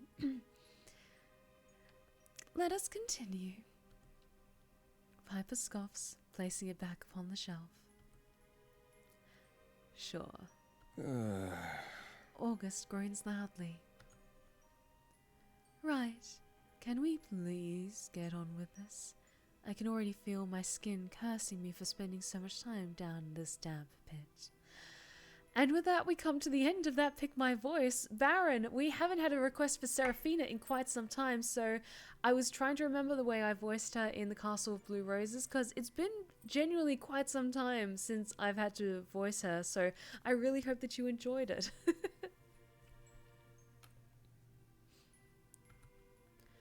Then they all pointedly look at me, and I realize that the floor is mine. Right, yes. Omen and Alcar are patrolling the woods, making sure that we know where the best spot to confront Harry will be. Ezra raises his hand and August rolls their eyes at his politeness. I think it makes it so much sexier that Finn is voiced by Gideon Emery, who voiced Fenris in Dragon Age 2. Honestly, I'm living for those moments where, you know, you close your eyes and it sounds so much like Fenris. And it's so good. Gideon is so goddamn talented. And I'm not gonna lie, I would absolutely love to work with Gideon one day and be in like the same like game or project as him. And I know that none of you will be able to stand it. You will not be able to make it through the game because of all the blood rushing to your face from blushing. How are we gonna get him to come find you? And how do you know he'll have Aya with him? Piper's gaze drops down to the floor at the mention of her friend's name. We don't know, it's more of a hopeful optimism. I need to be the one to stop Aya. Steph and Dragon Age 5 between Gideon Emery and Claudia Black. I mean, let's manifest that shit, shall we? Because I think, like, me voicing or, like, narrating this particular game, it's kind of giving you a bit of a taste of what it would be like for me to be, like, a romance option in a fantasy game. I'm just saying, again, putting it out there in the universe, manifesting that shit. Manifest. One day I will be a voiced featured romance option in a fantasy game. One day. Focus. Everyone looks at Piper. She was my friend, and I might not be able to save her, but I can make sure it's as quick as possible. August wraps an arm around her shoulders and pulls her close. Their embrace quick but meaningful. We understand. Whatever you need. And what of us? What do you need us to do? Before I can respond, August steps forward. Have our backs if necessary. Other than that, just stay hidden. The last thing we need is to rile him up further by flaunting our alliance with the very creatures he longs to eliminate. Finn and Ezra exchange a look, and I can feel apprehension rolling off of them in waves, but still they nod their agreement. I'll use myself as bait, essentially. I'm sure he still thinks he can convince me to change my mind. He did seem hopeful when he left my office. He'll pay for what he's done. Then all we need to do is wait, and hope that he comes. Finn scoffs, crossing his arms over his broad chest. See, my character has no chill. And I know it's a tense moment, but the fact that they keep emphasizing, yes, Finn's shirt cannot contain the power of his broad, expansive, wide chest. Like, our character is so fucking thirsty, even if we're not intending to be. He'll come. If I've learned anything about Harry in the years I've known him, it's that he never backs down when he has his sights set on something. And on that note, I must part ways with the stream today. Be well, everyone. And you take care of yourself too, Mike. I'm sorry that I've been just so busy when haven't been able to chat in a while. But honestly, let's absolutely organize a chat sometime because I fucking miss you, dude. And I really, really hope you're doing okay. So please, chat, give lots of love to Mike because they're amazing. They are a wonderful being and they deserve all the good things. August sighs, worrying their bottom lip between their teeth. Yes, Finnegan is right. And he doesn't give a damn about the cost of his actions anymore either, clearly. That thought has my skin prickling with heat, my hair standing on end. He truly will stop at nothing. James's death proved that to all of us. Then he'll come and we'll end this. Once and for all. It's dusk in the Norse. My feet are sore, my eyes tired, and all I can think about is how much I can't wait for all of this to be over. In school, they trained us to kill monsters, and the irony of my current predicament does not escape me. Okay, I'm gonna save, because I realize I haven't saved in a little while, and I just want to play it safe. Just in case. Despite countless hours of training and study, nothing could ever have prepared me to fight my greatest enemy yet, the Lieutenant General of Askira. Harry is the true culprit, and it's still hard to grasp that he's the one responsible for the gruesome murders that brought me here. As I sink further into the town, the feeling of dread that's been a constant in the pit of my stomach since I arrived strangely seems to dissipate. I wander with purpose through the narrow streets, hyper-focused on the task in hand. I'm ready to ensure that this place that I've come to call my home is once again safe, and in the hands of those that truly care for it. The only thing that distracts me from such thoughts is the way the sky begins to turn from purple to an inky, infinite black. Thank you for the hydration check, get it what? Thank you, thank you. I turn a corner and I'm met with the familiar sight of people moving to get inside as darkness overtakes the town. The sound of doors slamming and locking echoes off the crooked stonework. Curtains are drawn, windows closed, and then darkness. Although the stars are shining brightly at a glance, and the crescent moon hangs low, neither offer much light. Yeah, this is like the climax of the game, so yeah, things are getting very tense. I think back to the first night I arrived and how much of my life has changed since. A lump forms in my throat as I realize that I've been gifted with what I haven't known since childhood. A home, a family to call my own. So many things have been taken from me, from all of us. I straighten my shoulders, taking a deep breath. No more. Then I think about Finn and Ezra, the two men who are inexplicably good, despite the sadness they've each experienced in their lives. Who both love me openly, irrevocably, and without question. I cannot bear the thought of anyone, anything taking them from me. Or I from them. Determination licks through my bones, and I pick up my pace, boots heavy and loud against the cobblestones. Lip balm because I'm talking a lot. The instincts that have been ingrained in me since my initiation into the Order kick in, and I know that I will win this fight. After all, I haven't lost one yet. I can feel eyes upon me, watching, waiting. Though they are kind eyes, the watchful kind of my friends and allies, tucked safely away in the thick forest. No matter how much I insisted I'd be fine alone, the stubborn bastards wouldn't take a no for an answer. I stand and I wait. I think back to my brief time with James, and all I can hope is that I make him proud tonight. Then, footsteps. A rhythmic crunch, crunch, crunch. And there he stands, bathed in darkness, his sharp gauntlet resting proudly atop the pommel of his sword. He smiles. I knew you would change your mind.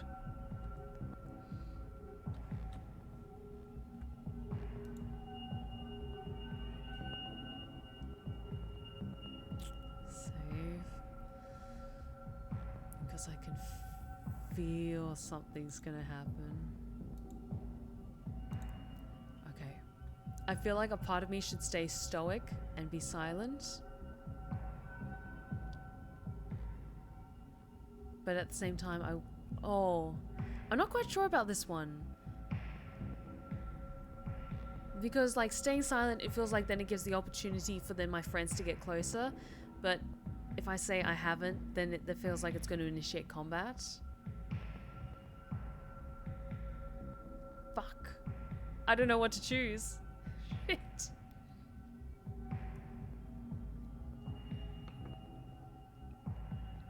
I'm going to stay silent. I'm just going to be stoic and mysterious for just a little bit longer. I clench my jaw, willing myself to remain calm, to let him think I've succumbed to his desires in the hope that he might reveal a weakness. Your silence speaks volumes. The power that I offer is one of great esteem. Something people will envy you for, will idolize. To become a monster. Ms. Necro, how's it going? Welcome back.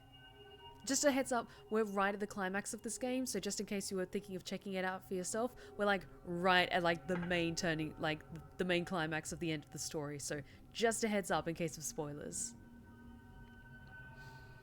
He smiles, stopping his pacing, and he presses a palm to his chest. I swear that no night will be traversed in fear, that morning will be a promise and not a hope. I swear I shall lay down my life in the cause of my duty to protect the vulnerable from the creatures of this realm and any beyond it. Until my final breath, I pledge myself to you, body, mind, and soul. The pledge, the oath that we take before consuming the poison they fed us. The words sound so empty to me now that I know what's become of this order. Do you take that oath, Harry? And yeah, he kind of does look a bit like Homelander, doesn't he? He drops his hand back to his weapon and he laughs. You're right. I am no hunter. I was never worthy, but I have loved a hunter, and I have seen the things they must endure I almost want to scoff at him, to laugh in the face of his supposed understanding. He may have loved a hunter, but he killed him too. He surveys me for a second, eyes narrowed, and then he inclines his head. Do you intend to what? Kill me? Commit murder? Killing me would be against your precious code, wouldn't it? Or are you going to get your vampire to do it for you? Or maybe the witch? I freeze at the mention of Finn and Ezra, fingers tight around my weapon, my knuckles bleeding white. Harry notices and he's pleased with himself. Might not be such a smart move. I killed Finnegan's sire after all, and Levi was far stronger than him. And your witch? He wouldn't hurt a fly. If you hurt them... He pouts at me, feigning innocence when he sees the sour look I can't help but offer him. We did just fine killing your monster. Pointedly, he chooses to ignore that, instead reaching into his coat and producing a vial. It feels eerily familiar, and the sight of dark, viscous liquid encased in delicate glass makes me feel sick. He holds it high, gazing at it with unabashed fondness, shamelessly proud of his nefarious creation. To think you would willingly deny such an honor. I'd give anything to be able to take it. I can absolutely see that, Hayden. I think honestly it's the blonde hair with the graying on the sides. It's such a distinct look for a lot of like European villains, or villains with European-esque origins, and it's a good look, not gonna lie. The moonlight hits the glass, the liquid more black than the red I remember, and my stomach churns. It would kill you, he sighs. It would, wouldn't it? For a brief moment I think he might greedily swallow it down, but instead he tucks it safely back inside his coat, patting the fabric tenderly. Since you won't see reason, let's just get this over with, shall we? Final chance. Join me. I don't need to hesitate in my response. Never. Calmly he smiles, flexing his gauntlet. A wounded noise rings out around us, something broken and terrible enough to make me want to cover my ears. That got me. Also, play this game with headphones. It amplifies the experience. A shame. Oh, fuck. You would have been magnificent. Oh, God. The sound his sword makes as he draws it from its sheath is cutting, and the impressive weapon glows to life, emanating a bright, golden light. Mental reminder to ask August if they knew about that little surprise. He's fast, faster than I expected, and now I finally get to see the infamous prowess of Harold Addington III up close. I parry his heavy blows with relative ease, trained to anticipate every move things far more cunning than him might make. I wonder if he's underestimating me like all enforcers do of their hunters. Then, out of the corner of my eyes, I see her. Aya. Branches twist and snap against the waist of her misshapen frame as she pushes through the brush, her maw wide and vicious, teeth snapping as she struggles forward. Thanks for the stretch. Thank you, Sam.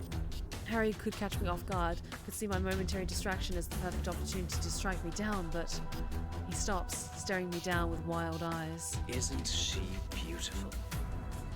I feel drawn to her, an almost undeniable connection, but something is distinctly wrong. I can feel the lingering threads of her humanity on the hunter within her, and though it sings to me like a prayer, it leaves me feeling sick. There's something about seeing her that makes my blood turn cold in my veins. I try to remain unaffected, but confusion and anger twist at my gut.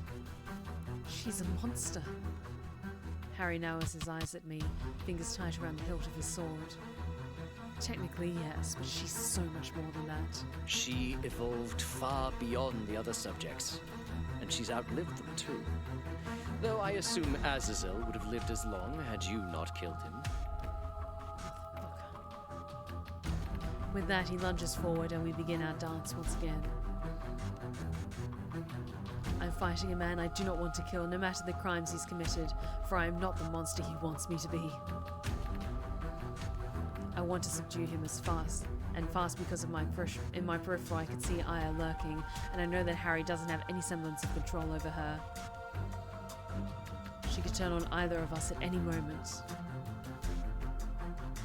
Then, when Aya does set her crimson eyes upon Harry and me, I see daggers glint in the moonlight. Piper's daggers. She tears from the forest with a battle cry, heading straight for the misshapen creature.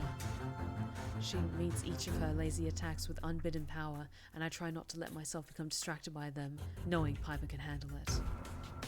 Aya isn't one of us, not anymore, and the hunter and human but within her long dead. All that remains is a husk, all thanks to the man who now stands so boldly before me. So, you did bring your friends. I knew you wouldn't face me alone. I scoff, wiping sweat from my brow with the back of my hand. I see now that you long for us to fight alone because you want us to be disposable and forgettable. You call me here to turn me into a monster, but I made Lunaris my home. That must really piss you off. With clenched teeth and a growl, Harry's carefully crafted composure withers and dies as he hurls forward. He lunges, the tip of his blade pointed towards my chest. I shift to parry his attack. Within that second, however, his body pivots, and I see the aim in his misdirection. Quick thinking on his part, but I must be quicker. Sharp steel hums at the clash of my weapon against his own, and I can feel the oppressive weight of his desperation trying to blow me down. As soon as I force him back, he strikes me again. His attacks seem to be without pattern, like a random, unguided flurry, but in those eyes I see a man with deadly calculation. Each blow given means to take a tendon, a weak point, a place not always vital but just enough to keep me from fighting back.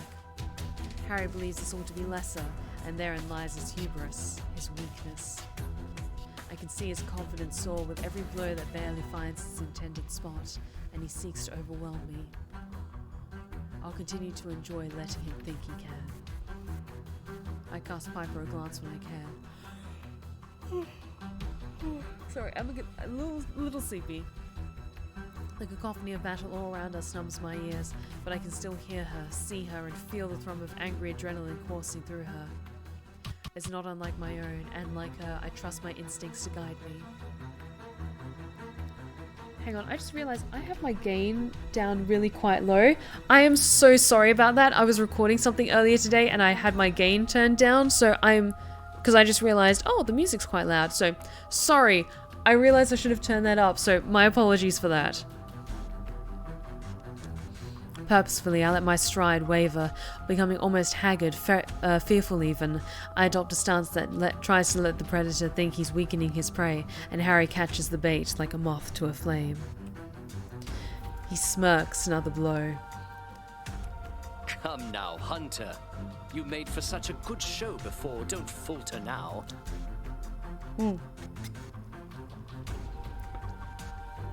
Oh, sorry, I should have given you a heads up about that. I'm so sorry, everyone. Also, no one should look good when they're covered in blood, I'm just saying. He kind of pulls it off, though, not gonna lie. Is that what you think? I thought you better than this. How disappointing. I force him back again, and though I make him believe he has the upper hand, Harry is a force to be reckoned with. He mimics the same attempt he made at the beginning, sword to chest, but this time with intent.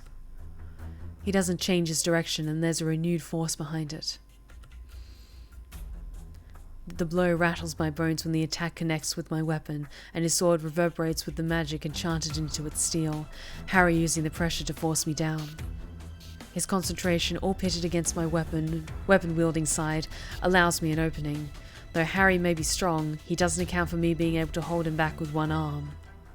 My free hand reaches for my concealed dagger, the one given to us by the Academy during initiation, and I seek to implant it in his side. To my surprise, Harry releases one hand from the hilt of his sword, stopping the dagger before it can meet the vulnerable point between his ribs. He grimaces in pain when the dagger's edge slices against his palm, deep crimson slicks on silver, and yet he still grips it with fervour. His body trembles, and he grins at me despite it all. Close. stars flicker behind my eyes when Harry headbutts me, a sickening crack, and I stumble away from him, struggling to regain my footing in the dizzying haze. I barely have time to register his next attack, and the downward swing of his sword knocks my weapon from my hand.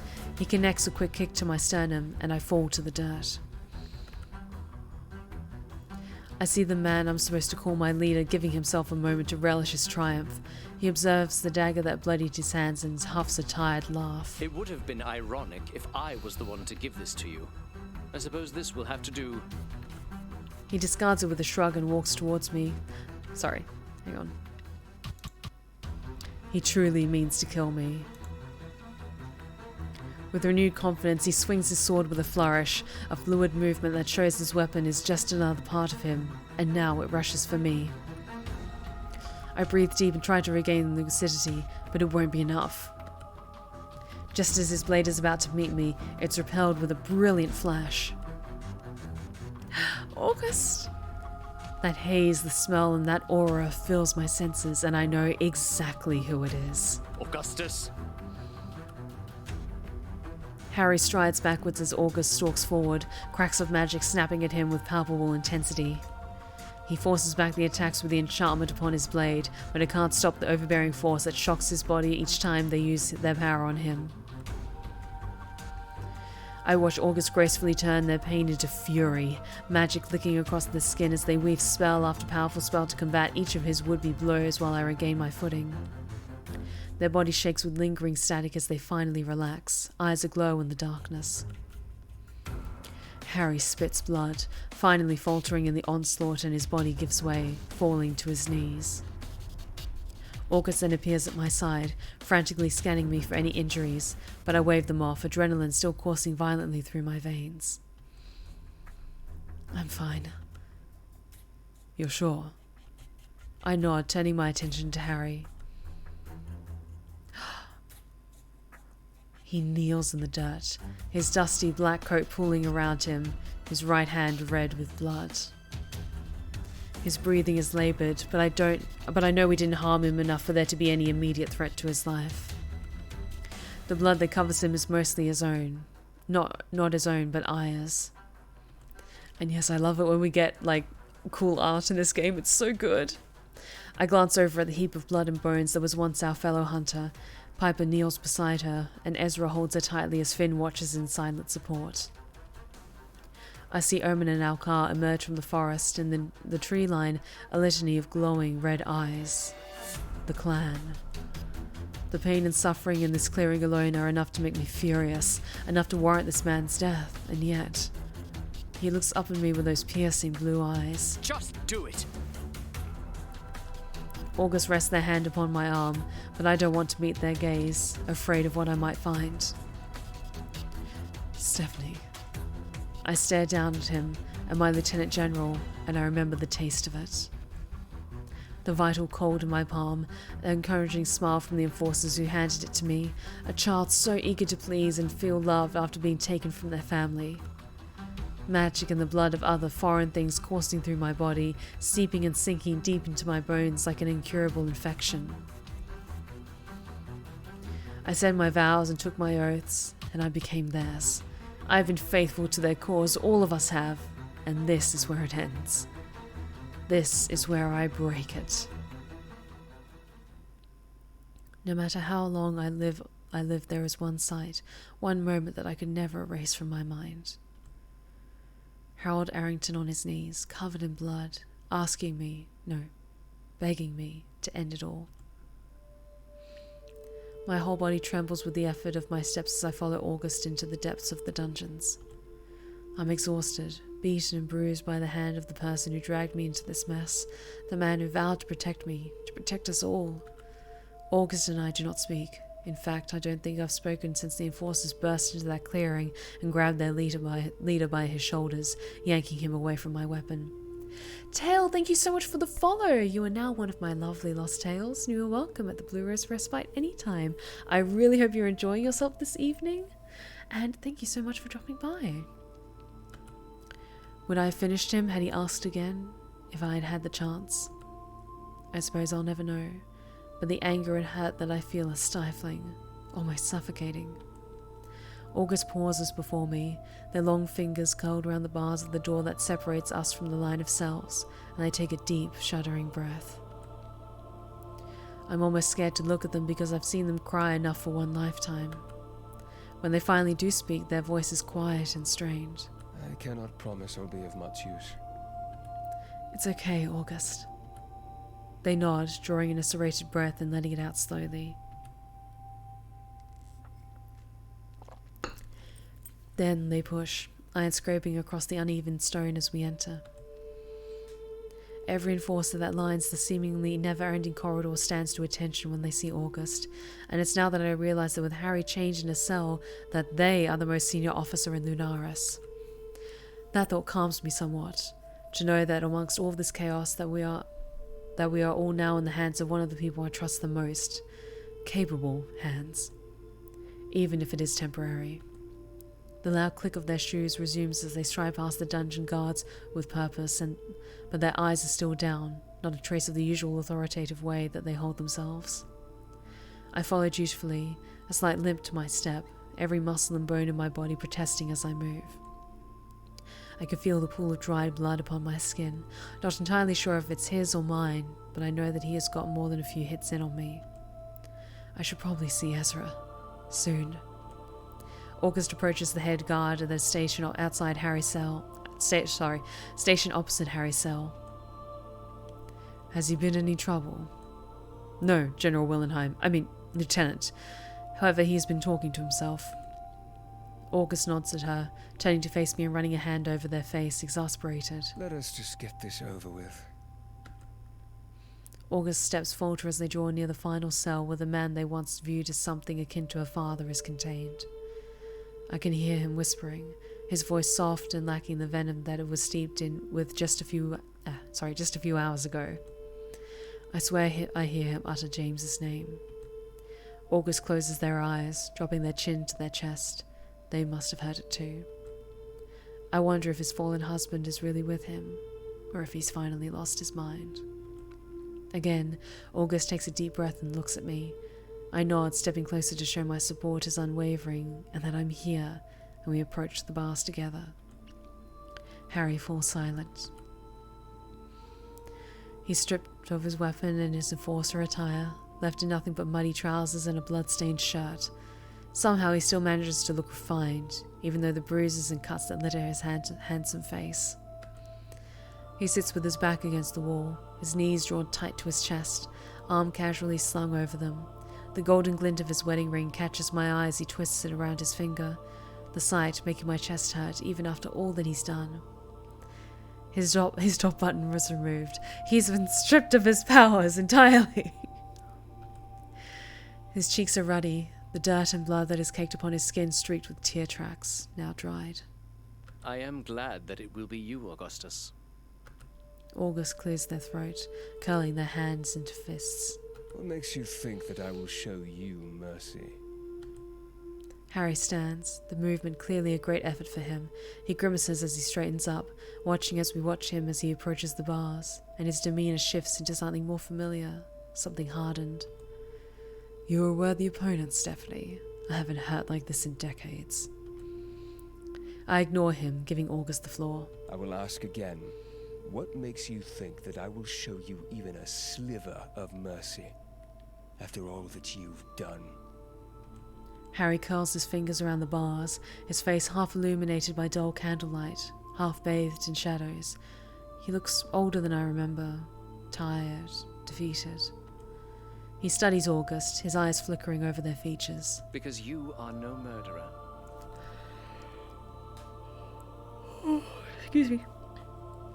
August's knuckles bleed white where they continue to ball their hands, and would appear that they don't have a response for him. I step forward as close as I can without the worry that Harry might try something stupid that will result in him receiving a broken arm. And what about me?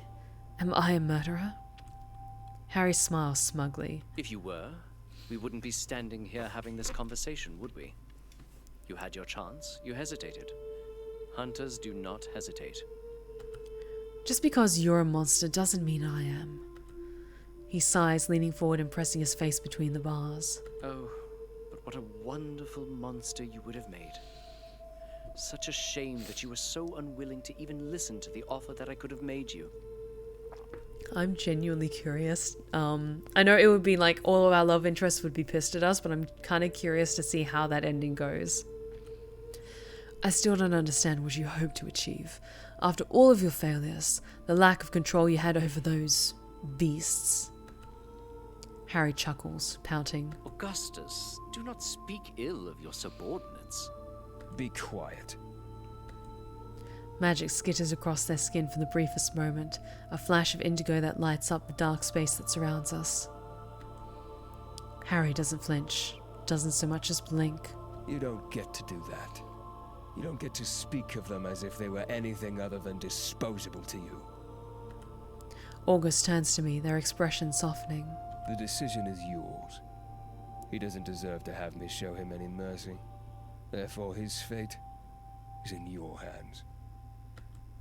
They pause, and then they walk away from him, leaning against the wall that separates his cell and the next. They're out of his sight, but I can see them clear as day. I look at my friend, that mind forcer. I almost loathe to be the one to make this decision, but August deserves a reprieve from this.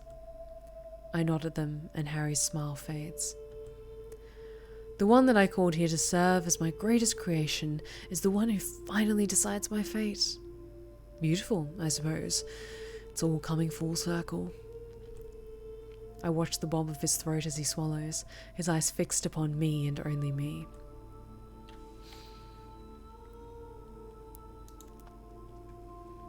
He deserves to rot. After all he's done, yeah, he's gonna rot in that cell. Because, yeah, grant him a trial, he'll find some way, I think, to weasel him out of it. So...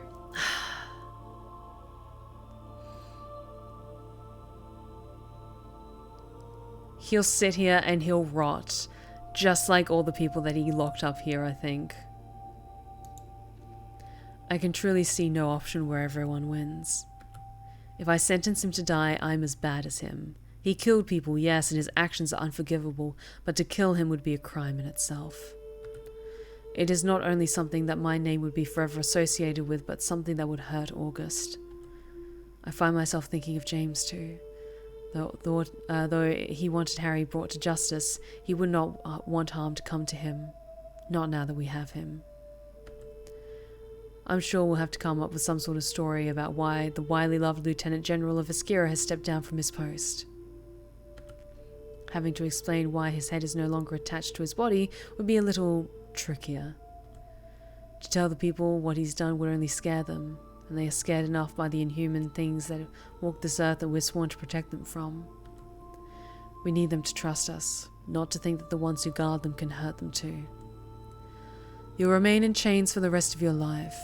You will get no trial and no chance to explain or redeem yourself. Out of the corner of my eye, I see August turning and walking away. I listen to the echo of their steps getting quieter as they disappear before I look at Harry again. Harry looks at me as though he's almost disappointed. Is that it? I gather that you wanted me to kill you if what you said back in the clearing is anything to go by. I will not give you what you wish for. Instead, you will live a miserable life in solitude. Maybe it'll give you a chance to think about all the things you've done. I turn away from him, readying myself to walk out of these dungeons and never see his face again. We all have to live with the consequences of your actions. So shall you. As I begin to move away, I hear a loud bang, fists hitting metal, then maniacal laughter. A sound that follows me long after I push open the exit door and I feel cool air upon my face. Ooh, I hope that doesn't come back to bite us in the ass. Because I don't think they're planning on a sequel, but I would be very curious if, there's a way to kind of see what happens to Harry later on if we chose this option. I find August in their office, standing before the window that overlooks Lunaris. The town is peaceful at this hour, the townsfolk safely tucked safely in their beds. I quietly approach, almost not wanting to disturb them. You did so well, Stephanie. I am infinitely proud of you and happy to call you my subordinate, though I'm sure I've valued your guidance far more than you valued mine in your time here. Impossible, Lieutenant. August grimaces, but I see a smile curling at the corners of their lips. Temporary, Lieutenant. Don't get too excited. When the other higher-ups arrive to assess the situation, I may very well be out of a job entirely. That would be a crime in itself. You've done more for Lunaris than Harry ever did. You will do more. Their smile is genuine, but they look as exhausted as I feel. You're kind, but I know these people. Besides, I cannot bring myself to think of anything other than passing out in my bed right now, as should you. Go. I'm sure you want to catch up with Finnegan and Ezra. I also suggest that you get Ezra to check you over. You look pasty. I think you're probably right. I'm standing in their beautiful, pristine office, just like saturated in blood and covered with like gashes and stuff. And I'm just standing there like with a thumbs up, like, congratulations on the promotion. I'm bleeding out quite heavily. I need to go see one of my husbands. I reach for the handle of the door, pausing before I step outside. Good night, August, and thank you for everything. They smile again, turning back to look over their town. The second I step outside the headquarters, I'm pulled into a crushing embrace. His cold skin feels so good against my own, but his strength is another thing altogether. Oh, Tail, just a heads up, we're like right at the end of this game, so you're probably very confused. But yeah, massive, like this was pretty much like massive spoilers. It's like the penultimate like stream for this particular game, so apologies for the confusion. I love you, but ouch. Finn pulls away quickly with wide eyes. Shit, I'm sorry. I readjust myself, willing the ache in my ribs to go away, and I smile because, though it does hurt a little, the weight of him and his affection still feels good. Oh, you take care, Baron. You're awesome. Have a good week ahead. Especially when just hours ago I didn't know if I'd get to have this again. And the Medloid Man, thank you so much for the 27-month resub. Glad my anniversary is on this stream, this steamy stream. And thank you so much for the resub. You're amazing. Thank you. His burning gaze flickers over every inch of me, taking stock of my injuries and counting all of my fingers, I suspect. Then he takes my face in his hands, his brows drawn together. You're hurt. He carefully runs his thumbs over my cheeks, a ghost of a touch, his eyes shifting from the smell of blood that lingers upon my skin and clothes, getting blacker, brighter. I'm fine. Well, I'm alive. Then, as he steps aside, I see a very pretty, very worried witch. Ezra's hands are glowing seafoam green before I even get the chance to open my mouth to greet him, and the warm relief of his magic sinks bone deep as it begins to seek out every injury I might have sustained. Ezra. Just let me before you say another word, okay? He looks so pretty when he uses his magic. I look at Finn, who simply smiles fondly at the both of us, and it looks like I'm just going to have to do as I'm told. I'm entirely helpless to those green eyes, especially when they're glowing, so totally at his mercy, I relax and let him do his work. The way he lights up when he's casting always takes my breath away, his magic flowing over his russet skin in perfect curling vines, making him look like some otherworldly being. I wouldn't even be shocked if flowers started blooming around us, right at our feet. I can't help but smile as I watch him, as he alleviates every single horrible, persistent ache and pain. Finn does too, both of us just standing here like lovesick idiots. Ezra's magic is like clutching a warm cup of cocoa in front of a warm fire after being out in the snow all day, like gentle kisses trailing your naked spine. It's heaven, just like him. Eventually the glow dissipates and he steps closer, taking my hands in his. His hands are trembling, and Finn splays a palm against the base of his spine, leaning in to press a kiss to his temple. She's fine, Angel. I am, especially now. They both step closer to me, Finn running his free hand down my arm, the slow drag making me shudder, and Ezra laces his fingers with my own. I feel overwhelmed. You did it. You really did. We were so worried. Finn had to hold me back at one point. Oh. I was ready to run into action. My heart is so full right now, you guys. Ezra smirks. Oh, look, a hydrate check. I wonder why. I might have even zapped him. Just a little. I laugh at the mischievous, almost smug look he throws Finn. A little? I still can't feel my thigh, I'll have you know. Oh, don't be a baby. Didn't complain that much when a hunter hacked your arm off. Oh shit, that's what happened. Finn drops the dramatic act and grins, winking at me. Come home with us tonight, to the shop. I'll make you some food, some tea. Coco will keep your feet warm. The woman who saved Lunaris definitely shouldn't have to sleep on a bed made of concrete. That actually sounds amazing. Yes, yes, and yes to all of that. That sounds nice. Ezra looks positively exhausted from healing me, and they both look sick with worry still. I suddenly feel an immense guilt washing over me. Ever since I came to town, all we've done is worry. All they've done is put themselves in harm's way for me or watch me do it to myself. I want to make that up to them, just like they deserve. And then I realize that maybe I'd like to keep making it up to them, that maybe I don't ever want to be away from either of them again if I can help it. Finn is watching me in a way that tells me he knows exactly what I'm thinking, and a smirk hooks the corner of his mouth. I see that familiar flash of fang, just the one, and I quickly decide I've lost too much blood for him to be looking at me like that. Say it. Finn. Ezra's gaze flickers between us, trying to figure out what he's missing. What if I stayed at the shop? Permanently? Ezra opens his mouth, but I quickly interrupt. I promise I'll even do the dishes. He pauses, wide-eyed, until a smile blooms. More than Finn? Finn grimaces, knowing full well he doesn't do any dishes. Way more than Finn. He rolls his golden eyes. I don't even eat. Ezra laughs, rising onto his tiptoes to press a kiss to the vampire's cheek. Then he practically throws himself at me, burrowing his nose against my neck, his arms tied around my waist, and certainly no longer concerned about any broken bones. He mumbles his response against my skin. Fuck yes. I can't with these two, they're so cute. I just love this. I love this so much. Ezra said fuck.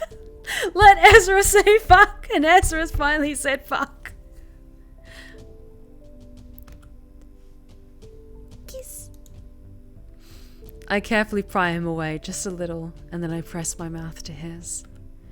It feels like we're sealing a promise. His hands are in my hair and mine are in his, and we kiss until an enforcer clears their throat loudly as they pass us by. Finn is laughing at us, and Ezra's cheeks are pink either from the cold or the being caught, but it's beautiful nonetheless.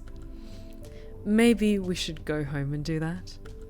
I fix Ezra's mess of curls, tucking a particularly unruly one behind his ear. Home? They both beam and take my hands. My heart soars. Home. We then carry onwards into the Lunarian night, not a single soul passing us by. Home. Guys, it's down to the epilogue. I don't want it to end. I stir, feeling something fluffy on my feet, something fluffy that moves. I crack open an eye and watch the sheets shift, and then a small white face peeks out from beneath them. Wow. Good morning to you too. She watches around a few little circles, and then she curls up right upon my companion's shoulder. Finn's shoulder, like she thinks she's a parrot. Brr. You'd make a very handsome pirate. He quirks his brow, grinning. Shiver me timbers. I give him a look and scratch her chin. Her purring is obscenely loud, her shining blue eyes closing in her bliss. The enchanted lights that hang above Ezra's, well, above our beds, flicker softly, casting Finn in a dreamy, warm light. I think I've asked, is this the first time we've seen Ezra's bed? It is cute. I like it. It very much suits us. And look, it's big enough for 3 and a cat. I think I've asked myself if this is what heaven feels like every morning for the last few months. I'm pretty sure it is. I split my time between here and the catacombs, but wherever I go, Finn and Ezra both follow. It's lovely here in Ezra's. Warm, soft, bright colours everywhere. But I enjoy being in the catacombs too. It is a little cold down there, but there's always an abundance of oversized candles that seem to radiate a warmth that implies they may very well be enchanted. I keep forgetting to ask Ezra.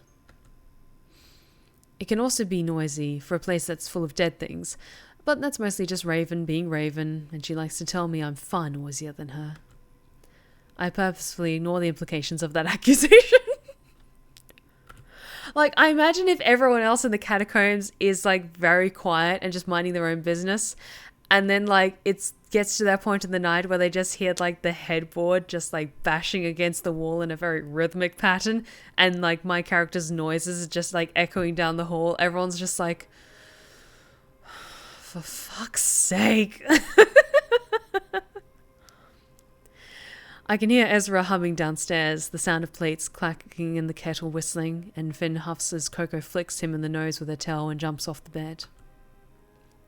He reaches out to gently brush my hair from my face, smiling at me from his pillow, his hair messy but somehow still perfect, which seems massively unfair. Today's the day. I yawn, nuzzling against his cool palm as I stretch out my aching limbs. It is.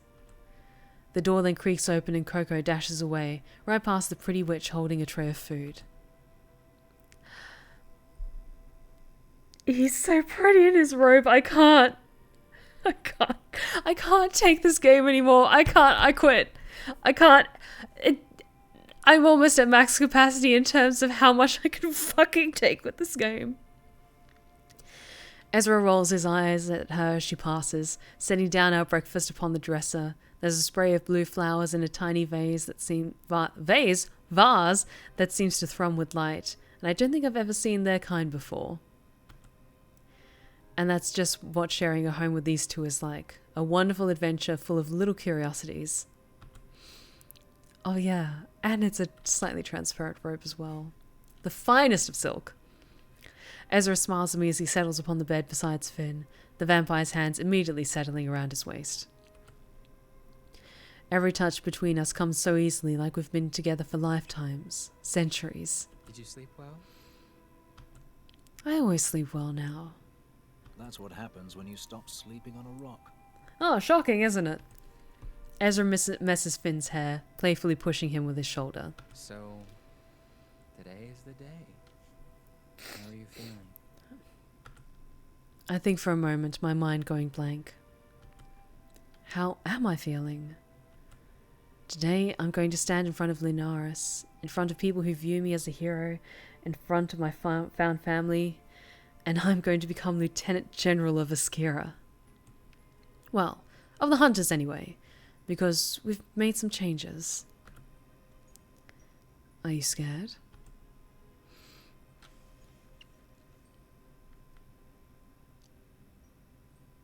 I would be honest and say just a little. I sit up, both of them watching me intently. Maybe just a little. I'll tell you when it's over. Ezra laughs and moves closer, leaning against my side, his head upon my shoulder. Finn moves too, the three of us always gravitating towards each other, shifting like there's a magnetic pull. He rests his hand upon my thigh, smiling at me fondly. You have nothing to fear. Think of all you've been through. Exactly. This will be a walk in the park. I'm just going to save quickly just because, like, just in case there's a glitch or something.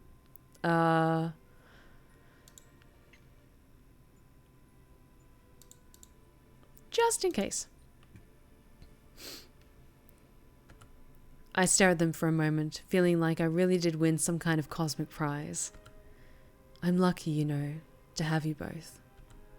Finn rolls his eyes playfully, trying and failing to seem modest. I mean, yeah. Ezra pokes him with his foot, and Finn catches it with those impressive reflexes, earning himself a glare. We're the lucky ones. I think about arguing with him, about laying out all the reasons why I'm the one that won the jackpot, but I refrain. Kiss. Instead, I reach out for Finn, urging him closer.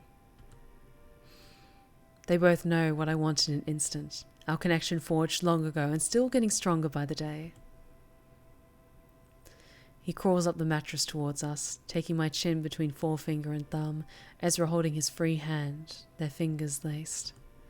Finn kisses me, and it's good. It always is. My eyelids flutter close when I feel Ezra's warm lips against my neck, kissing a trail up to my jaw, and Finn turns for a moment to kiss him too. As always, I feel overwhelmed, truly blessed, and it makes me wish I didn't have responsibilities, that I could just lay here in bed all day and have this. When we kiss, we speak in a language all of our own, something ancient and crafted from love, just for us to understand. Stop calling her out. We know that everyone here would do the exact same thing. Damn right, Talon. Thank you. God damn it. I could do this for hours, days, and I know they could too, but fuck.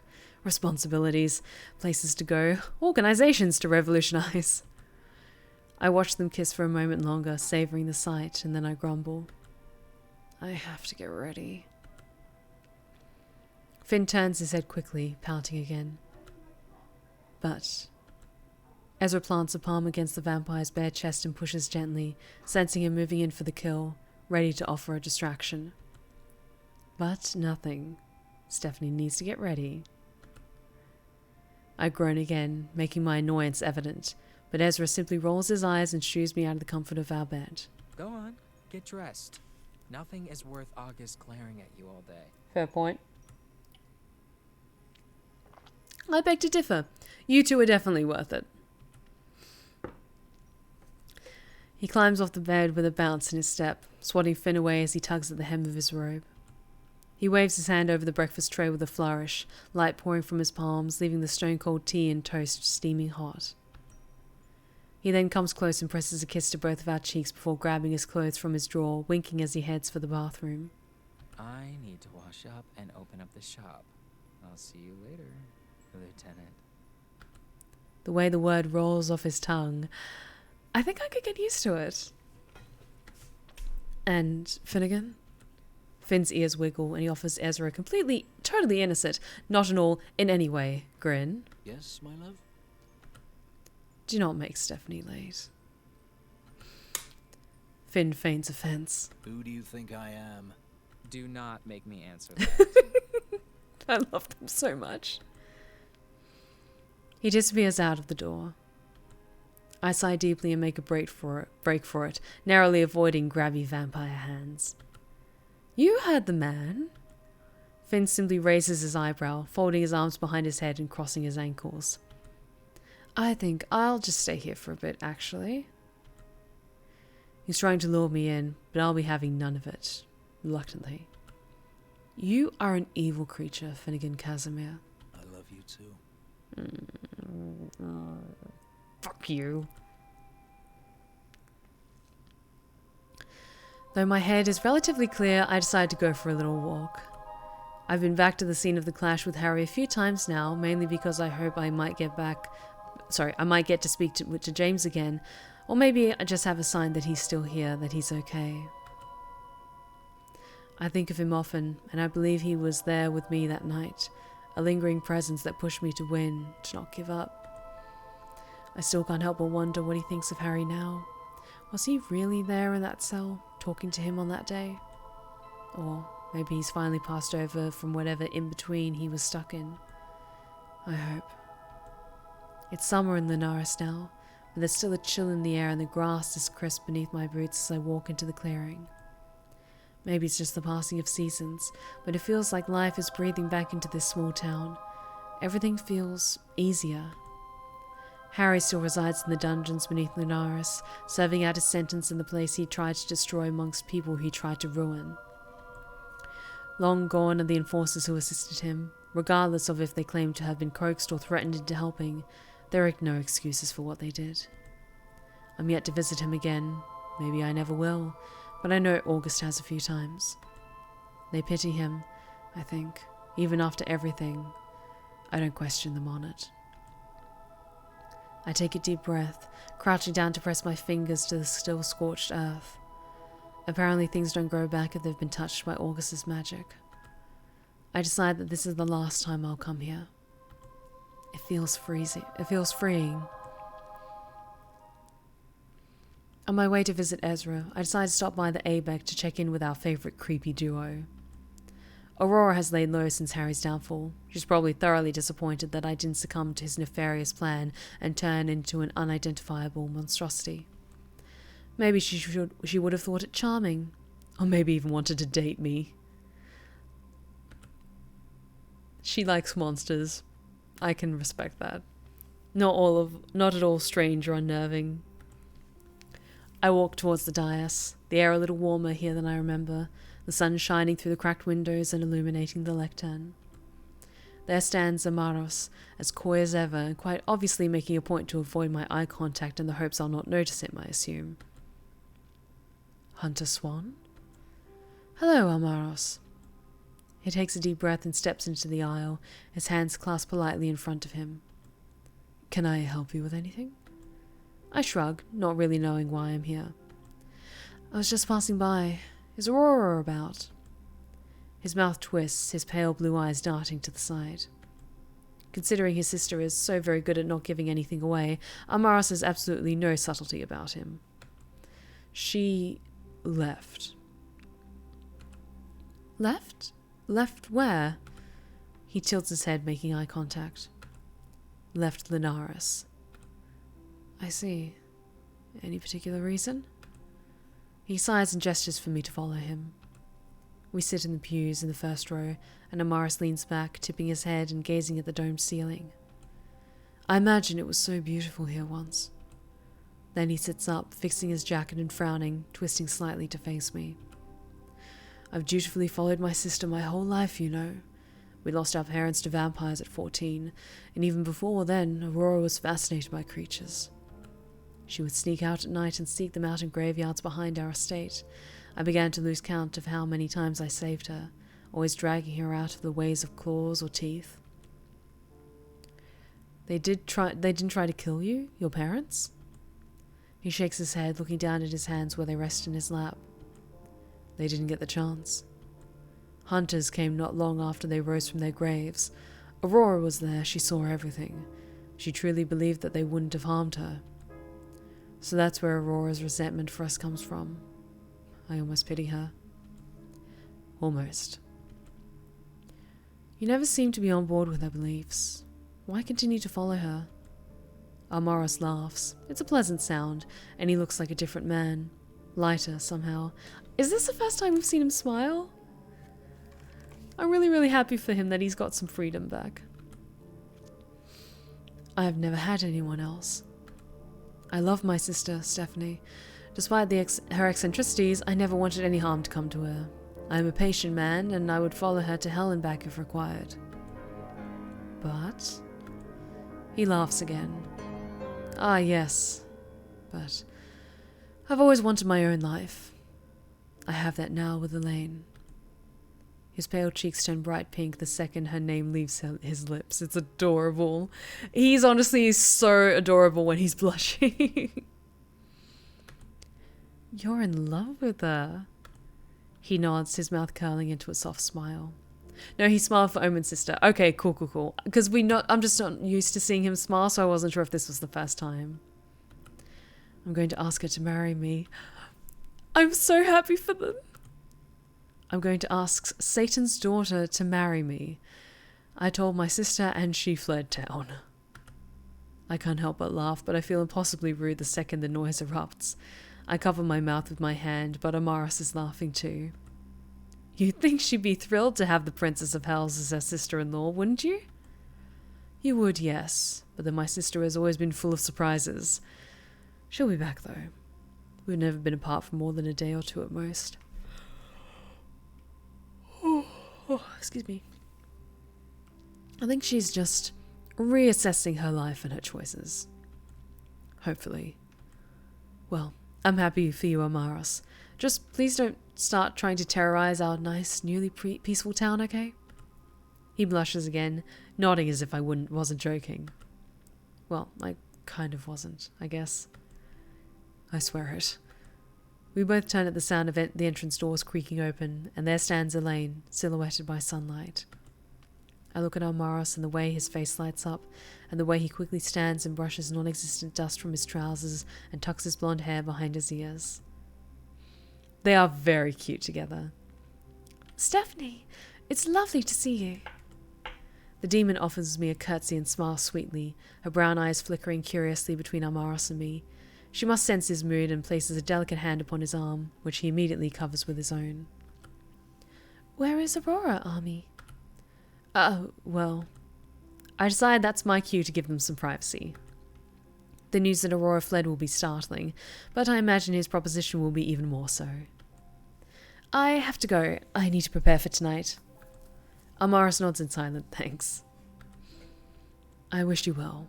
Do stop by any time, won't you? An olive branch. Maybe even the start of a new relationship between us and whatever is left of the ABEC. I'm interested to see what it will become under Amaris's lead. Or if it will become anything at all. Goodbye, and congratulations. Omen tells me that you're transforming later. New beginnings and forms are always wonderful. I stifle a smile, assuming that both she and Omen still have the wrong idea about what this ceremony entails. I do hope he isn't disappointed when I don't sprout wings. Thank you, Elaine. Amaris? I feel their eyes upon me as I leave, though for the very first time I feel it isn't out of scrutiny, but likely for the polite peace they need before excited anxiety blooms between two lovers.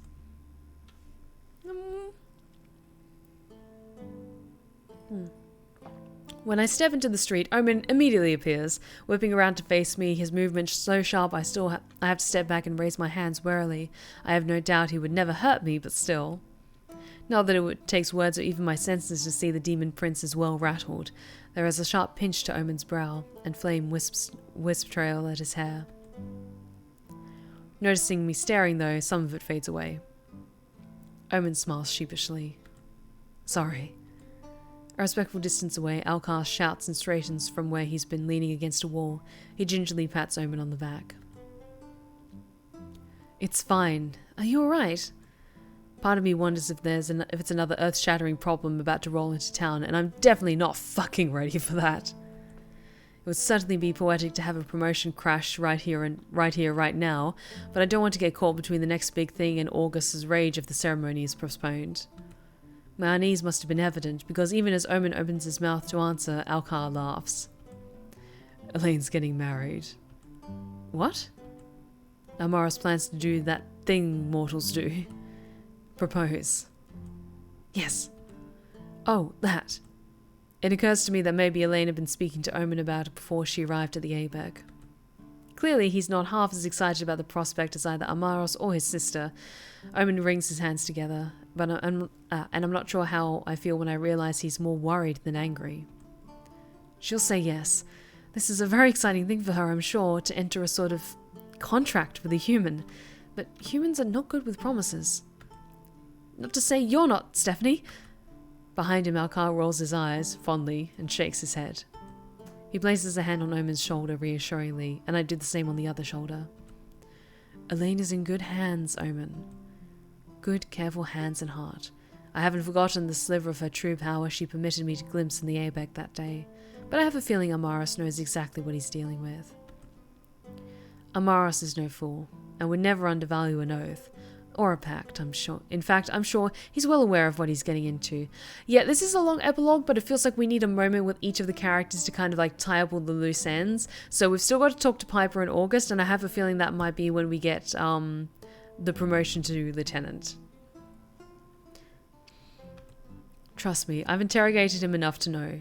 Besides, it would be unlike Elaine to involve herself with someone who is even remotely ignorant, yes? Omen sighs, but then he gives me an inquisitive look. You and Elaine have talked much, then. In a sense, she had thoughts that she shared with me. Of course, it wasn't her I was worried for. She is capable and, as you said, not likely to care about ignorant mortals. I nod sagely, though I must confess it's nice to know that after everything Omen seems genuinely concerned for Amaris' well-being, that he seems genuinely concerned for humans, period. I'm sorry, it's a big shaken. He glances at Alcar uncertainly, who purses his lips in thought. Big shocker. Yes. But don't mistake my alarm for unhappiness or disapproving. Maybe this is the best way. Elaine and I shared many things. Our histories, our lives, our souls once. But it's rare for her to engage with mortals as I do. Omen frowns at me, inclining his head. But I take it you'll watch them. Yes. There's little use lying about it. Shrewd as it is to say, I'm glad that the Princess of Hells decided to pick a man right under our eyes to involve herself with. And not just in our own defense. We live by our blades, but living is so much more than killing and dying. This peace we've forged together, I want to preserve it. Stephanie will be watching all of us.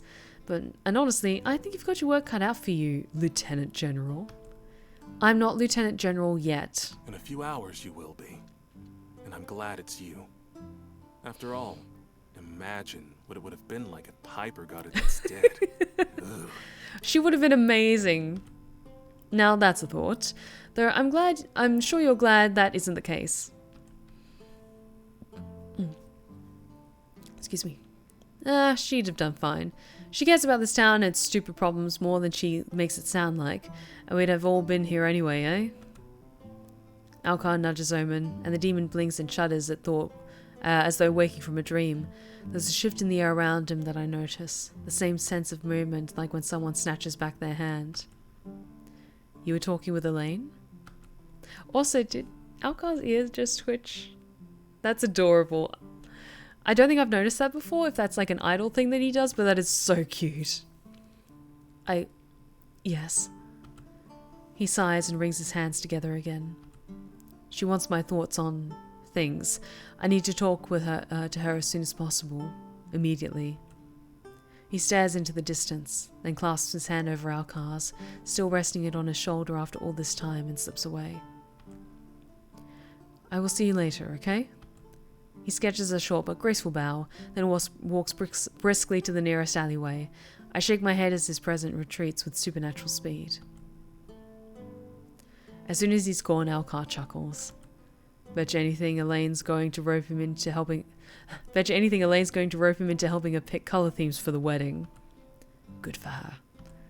And my entire department will have a meeting tomorrow on how to handle this goddamn beloved, miraculous town chock full of wonders, such as not one but two powerful demons among other things, one of whom is going to get married to a human, one that once helmed a cult against our kind.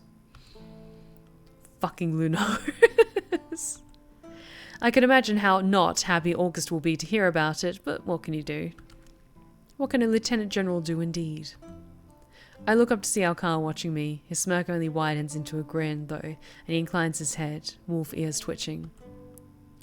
Get going before Willenheim tears half this town looking for you, being 10 minutes late. Oh, most certainly. See you later, Alcar. Aye aye, General. Alcar walks backwards until he too disappears the way Omen went, giving me one last shit-eating grin and that ever-endearing half-assed wave.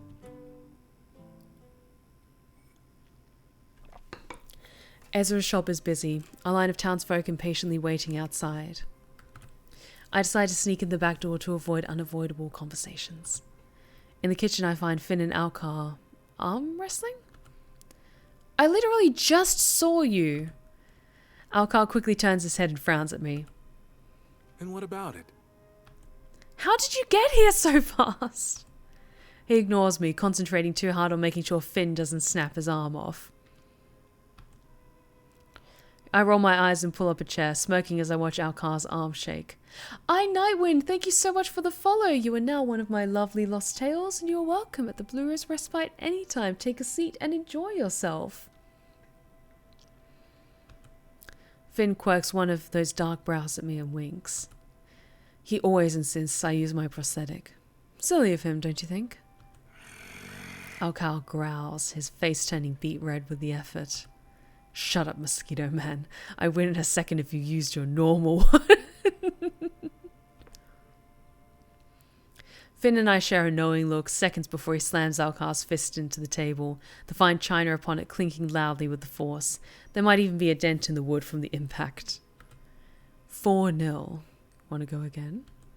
He wiggles his iron fingers, the magic in them flickering teasingly.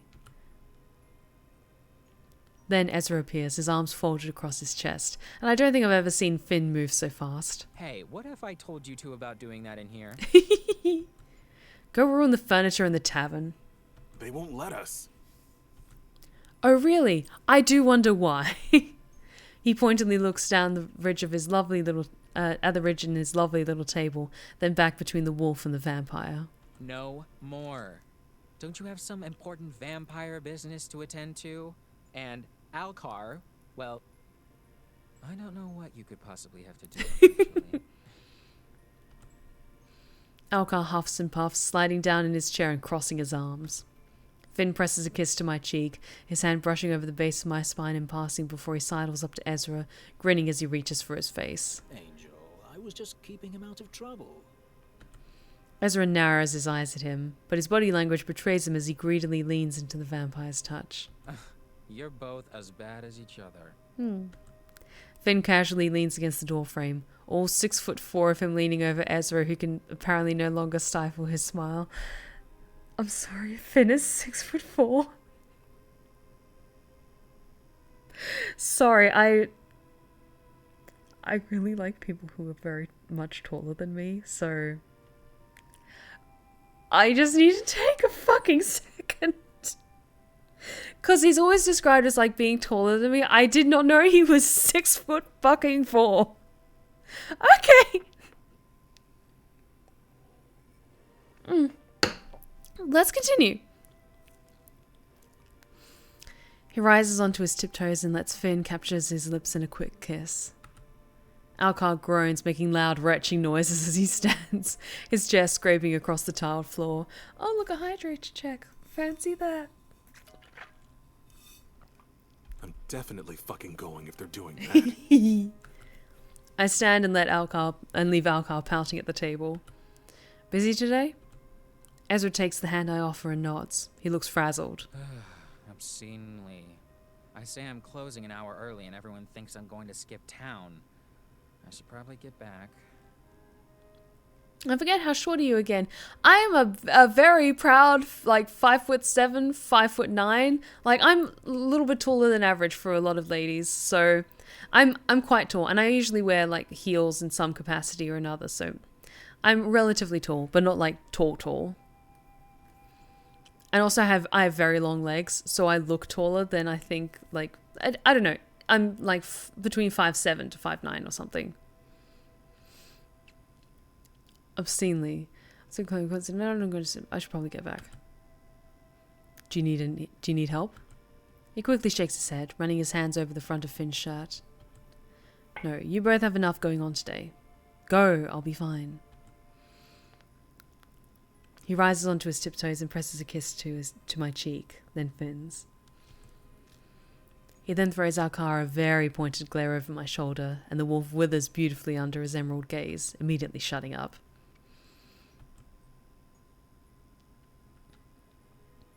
The lavender curtains part and he's gone.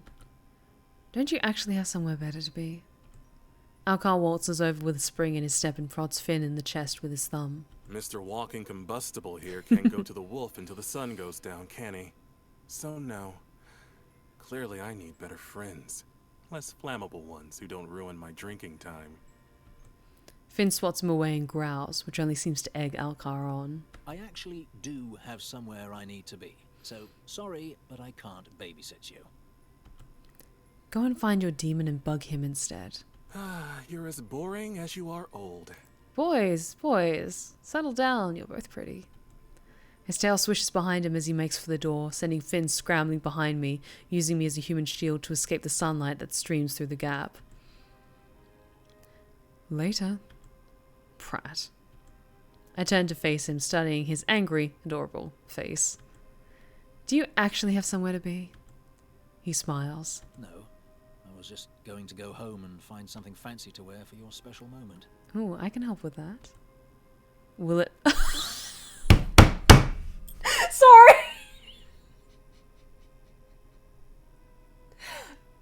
The running joke throughout this entire fucking game has been that they have not developed top button technology. And even our character knows.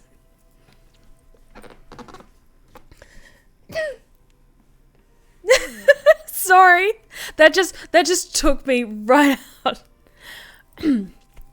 Will it have buttons? Absolutely not. Amen. They said the thing. Okay. Sorry, that just was a complete curveball, and it came so out of left field, but I'm so glad it came out. Yes.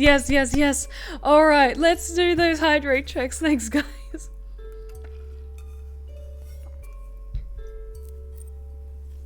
After Ezra's, I headed home to get changed into my new uniform.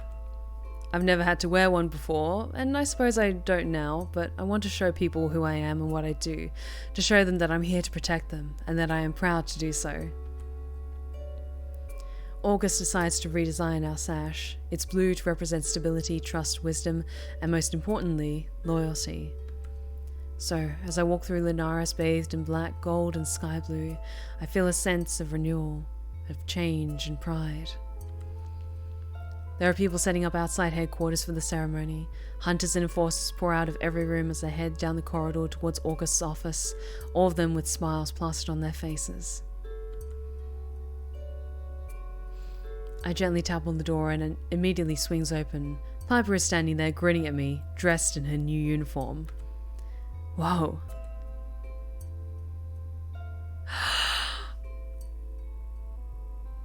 Oh my god, she looks so good! Oh, I am looking with nothing but the greatest respect, Piper. You look like perfection, darling. Absolute perfection. Piper snorts and does a little spin, showing off. You like it? I step inside, closing the door behind me. You look amazing, General. Then I see August. Oh, shit. Does August get an update too?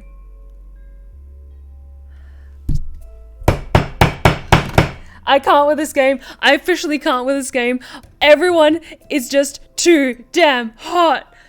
Oh my god. I am looking so fucking respectfully. Why does this set me off more than like exposed chests? This gets me more flustered than like full shirt offness.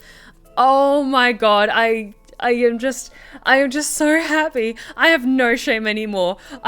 You know what? I am happy to just down the rest of this water bottle like one massive hydrate check because fuck it, I don't care. This game is amazing. I am simping openly and I have no shame. Yes, and yes. They appear from behind their desk and I suddenly feel horribly underdressed. Thanks for the stretch check. You both look incredible. You too, Lieutenant. They gesture at the papers that adorn their desk. Shall we? We need to come to an agreement on all of this, and fast. I have an hour until my speech, and I'd quite like to not fuck it up. Piper rests her elbows on her knees and her chin in her hands, and she squints down at the pages of elegant script. You know exactly what I don't agree with. Everything else is fine. August and I share a look. They seem upset over knowing what thing Piper disagrees with, and they know that I don't exactly feel much excitement over it either. I speak before they get the chance.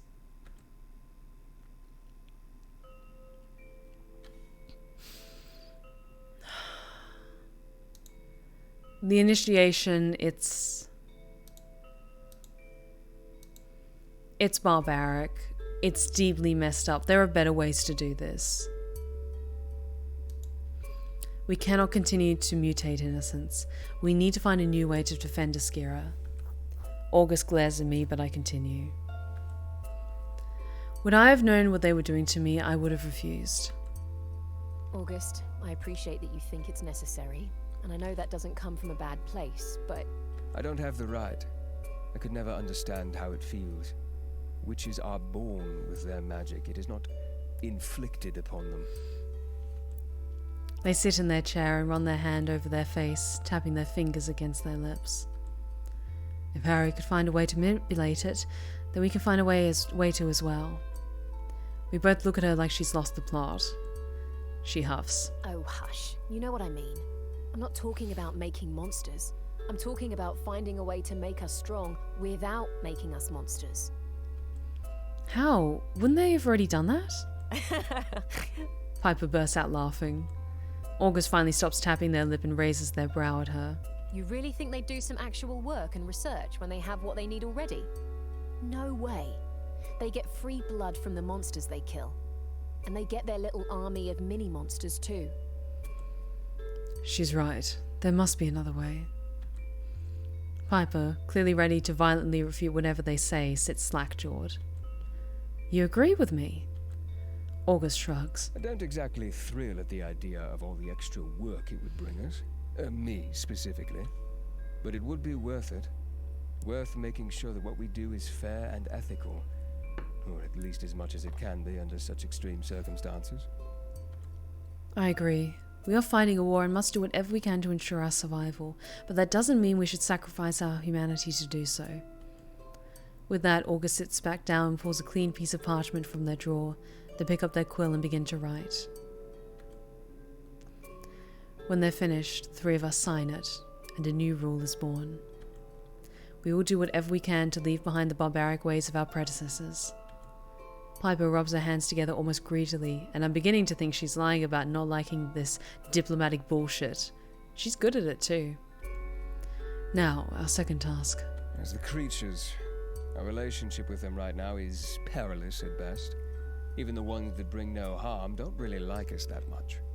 And they're more than essential to our survival as an agency that actually succeeds. Can't blame them, really. Harry was out there kidnapping and killing even the good ones. Stephanie, what do you think?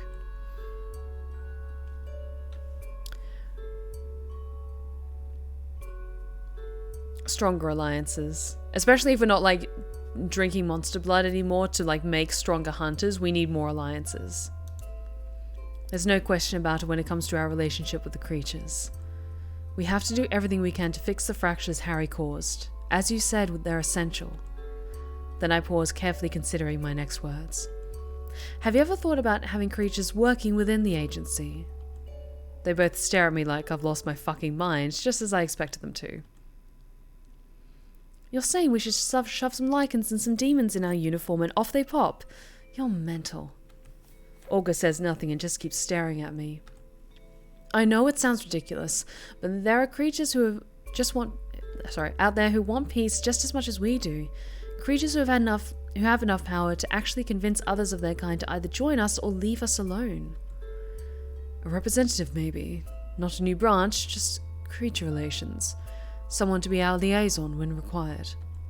Piper looks like her eyes are going to drop out of her skull. She has them so wide. I cannot believe you're actually thinking about this. I mean, honestly, we're in an intimate relationship with Finn. And if it weren't for him and the vampires, we wouldn't have been able to do this. So I don't know why she's getting... I understand that she's like an experienced hunter. She's got her own biases, but try to think about it, Piper.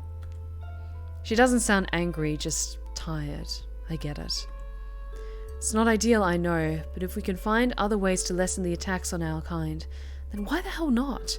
We just put strict rules in place and ensure that they have too much to lose if they betray us.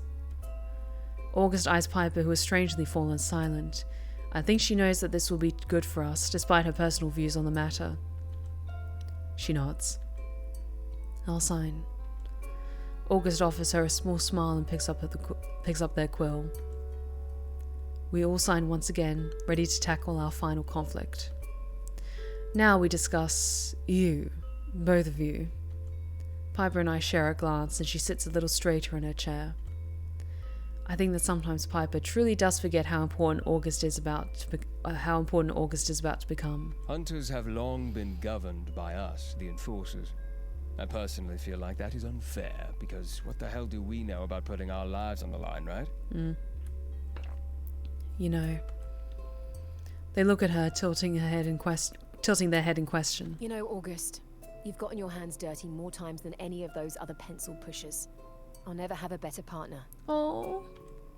August's expression softens. They almost look like they might cry, or at least think about crying. I had no idea you felt that way. Piper scuffs her boots on the floor, looking anywhere but at August. Yeah, well, after everything that happened, I blocked it out. I'm sorry, Piper, about all of it. I promise to do better by you, which is why I'm proposing that we create a new hierarchy, or rearrange our current one at least. Many enforcers aren't fit to dictate what higher-ranking hunters do. They're more concerned with politics than they are with the safety of our people. Take those decisions out of the hands of those who value bureaucracy above all else, and into the hands of those who are literally created to know how to save lives? Within reason, yes. I will need to consider this a little more carefully. It's complicated, and I'll value both your inputs. Piper grins at me. Can't believe it's taken the agency this long to realize it. Yes, well, a fresh start. Now, we should go. They'll be waiting for us. August stands and fixes their uniform, fiddling with the end of their braid. They're nervous. August, you have nothing to worry about. I just don't want to let anyone down. His shadow lingers over me. No, it doesn't. None of them know what he did, and they won't either. As far as they're concerned, this is the natural progression, and it is. Despite all that Harry did, it would still be you standing up there if he stood down gracefully. Piper creeps closer and rests a hand upon August's shoulder. Stephanie is right. You deserve this, and I can't imagine it being anyone else. August inhales, then exhales sharply. Let's go. It passes in a blur. I watch Piper get her title back, the highest-ranking hunter in Lunaris after me. She smiles the whole time, staring out into the crowd as they cheer for her. She's given extra honors for her involvement in the Harry investigation. None of these people who clap and grin for us know what really happened, but they don't care. All they care is that they're safe. I step up to the podium and listen to August talk, but it feels like I'm underwater, like everything is muffled and far away. A few weeks ago, when I was told that I'd been offered this position, August pulled me aside and asked me if I wanted the responsibility. And I asked them, why me? I expected them to shrug and respond with, why not? But they didn't. They said that Harry targeted me for a reason, for my stats and my kill count. But August began to see from the moment we started working together that Harry had it all wrong. That I'm so much more than the strength I have and the lives I take, and that Harry never accounted for all of the human parts of me.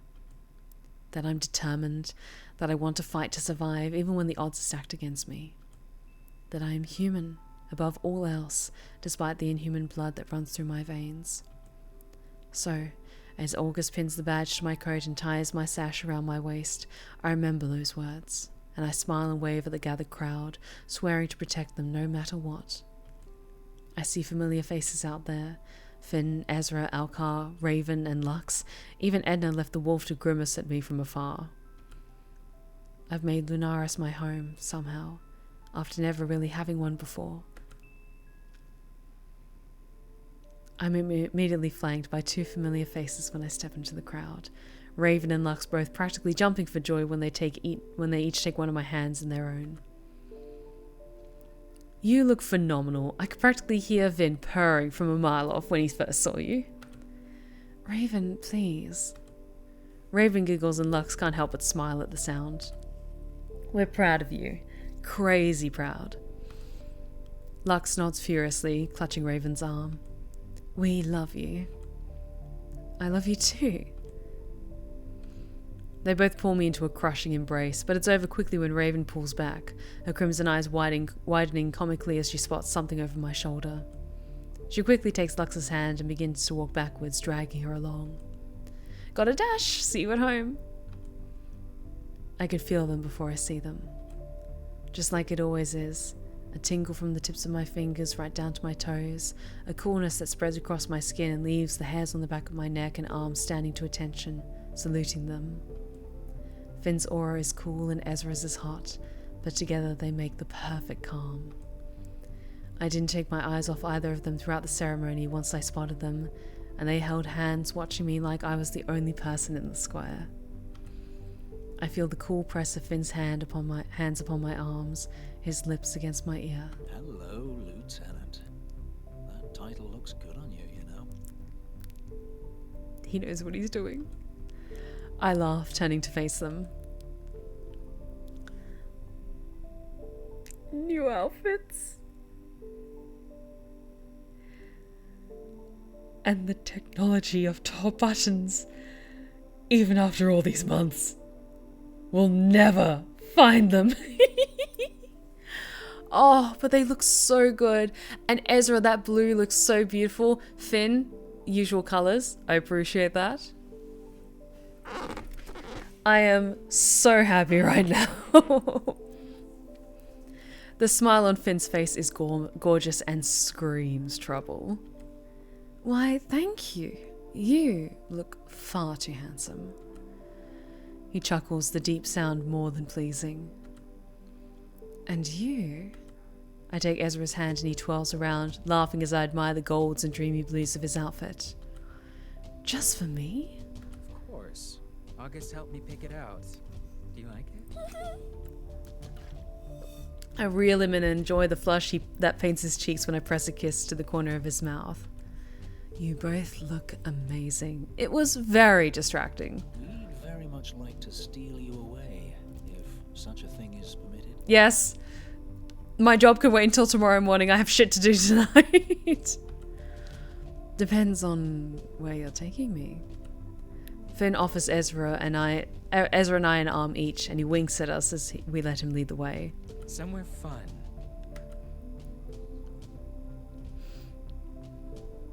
The market is bustling, and Finn and I watch Ezra's face light up as we peruse the colourful stalls. He's in his element here amongst the abundance of interesting goods, like a candy shop for witches. His grip on Finn tightens each time he sees something he likes, and the air is crisp and fresh, the smell of cinnamon and coffee filling my nostrils. It brings me back to the Lunar Festival, back to before all of this truly went to shit. I feel a little like we've come full circle. I'm no longer wary of who watches us. A glance of familiar black and gold uniforms in the crowd now putting me at ease. Sorry, accidentally jumped. Putting me at ease instead of causing my stomach to lurch. It feels incredible to know I can savor this moment with them, a dose of normalcy amongst all the chaos we've endured. Finn turns to me and his eyes have a wicked glint to them. Ezra raises his brows, apparently predicting what kind of mischief the vampire is about to get up to. Last one to the beach is a sucker. And with that, off he goes.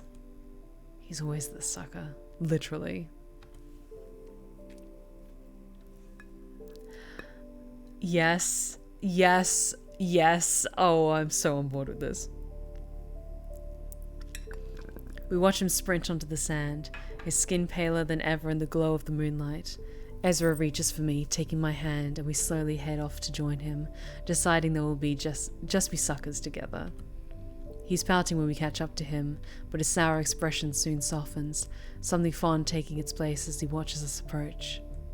A soft gust of wind ruffles his raven hair and leaves it messy in his eyes, and Ezra squeezes my hand, apparently thinking exactly what I am, that he's beautiful, that we're so lucky. My chest aches with how much I love them, with how perfect this peaceful moment feels, just the three of us. A few months ago, if anyone had told me that everything would work out and that I'd be standing here with them, I'd have probably laughed in their face, even if it was August, and in doing so I'd receive a swift yet painful zap. Hey, no deep thoughts allowed tonight. Ezra laughs, nudging Finn with his shoulder as his words lull me from my musings. They are so beautiful together. And they're all mine. I love this game so much. Leave her alone, you. Finn rolls his eyes, but his smile remains, and with a quiet huff he takes Ezra's hand and pries the witch away from me, pulling him flush against his side and holding him close, nice and tight. Now it would appear that they're plotting against me, Finn whispering in his ear, Ezra laughing until his cheeks turn pink. I couldn't possibly love them more. Please, don't throw me in the ocean. Finn's eyes light up, but he's quickly subdued by Ezra planting a palm hard against his chest. Don't even think about it, Finnegan. He feigns innocence beautifully, as if the three of us aren't intricately connected and we can feel the mischief rolling off of him in waves. They both reach for me at the same time, my fingertips finding theirs as I step close and join their embrace. We hold each other and turn to look out over the ocean, to admire the way the stars flicker and burn brightly against a perfect, clear canopy of obsidian. There's that warmth again, stirring deep in the embers of my belly, a warmth that sings and thrums and tells me I've finally found peace. That this is home. Is that it? Is that the end? Oh, and that's the end of the story!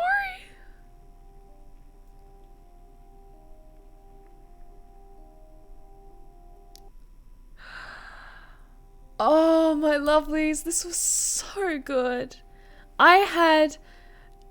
If you've been watching me play this from the start, you know that I love a good slow burn fantasy romance, and this just filled a need that I didn't realize I've been neglecting for a really, really long time. It was sweet and wonderful, and there was adventure and mystery and all that good stuff. I'm going to bring up our lovelies on the screen right now, because we need a moment to appreciate this. Let's have this last moment with them. So, I just love this game so, so much. Look at them. Because I hadn't done a visual novel for a while, and sometimes with visual novels, if it's really, really long, then I tend to get quite tired because, of course, I'm narrating the whole thing, except for, like, lines that are done by voice actors. So, I'm always like a little bit hesitant when it comes to doing some visual novels, just because I know I've got to be really invested to just keep talking for hours and hours and hours and hours and hours.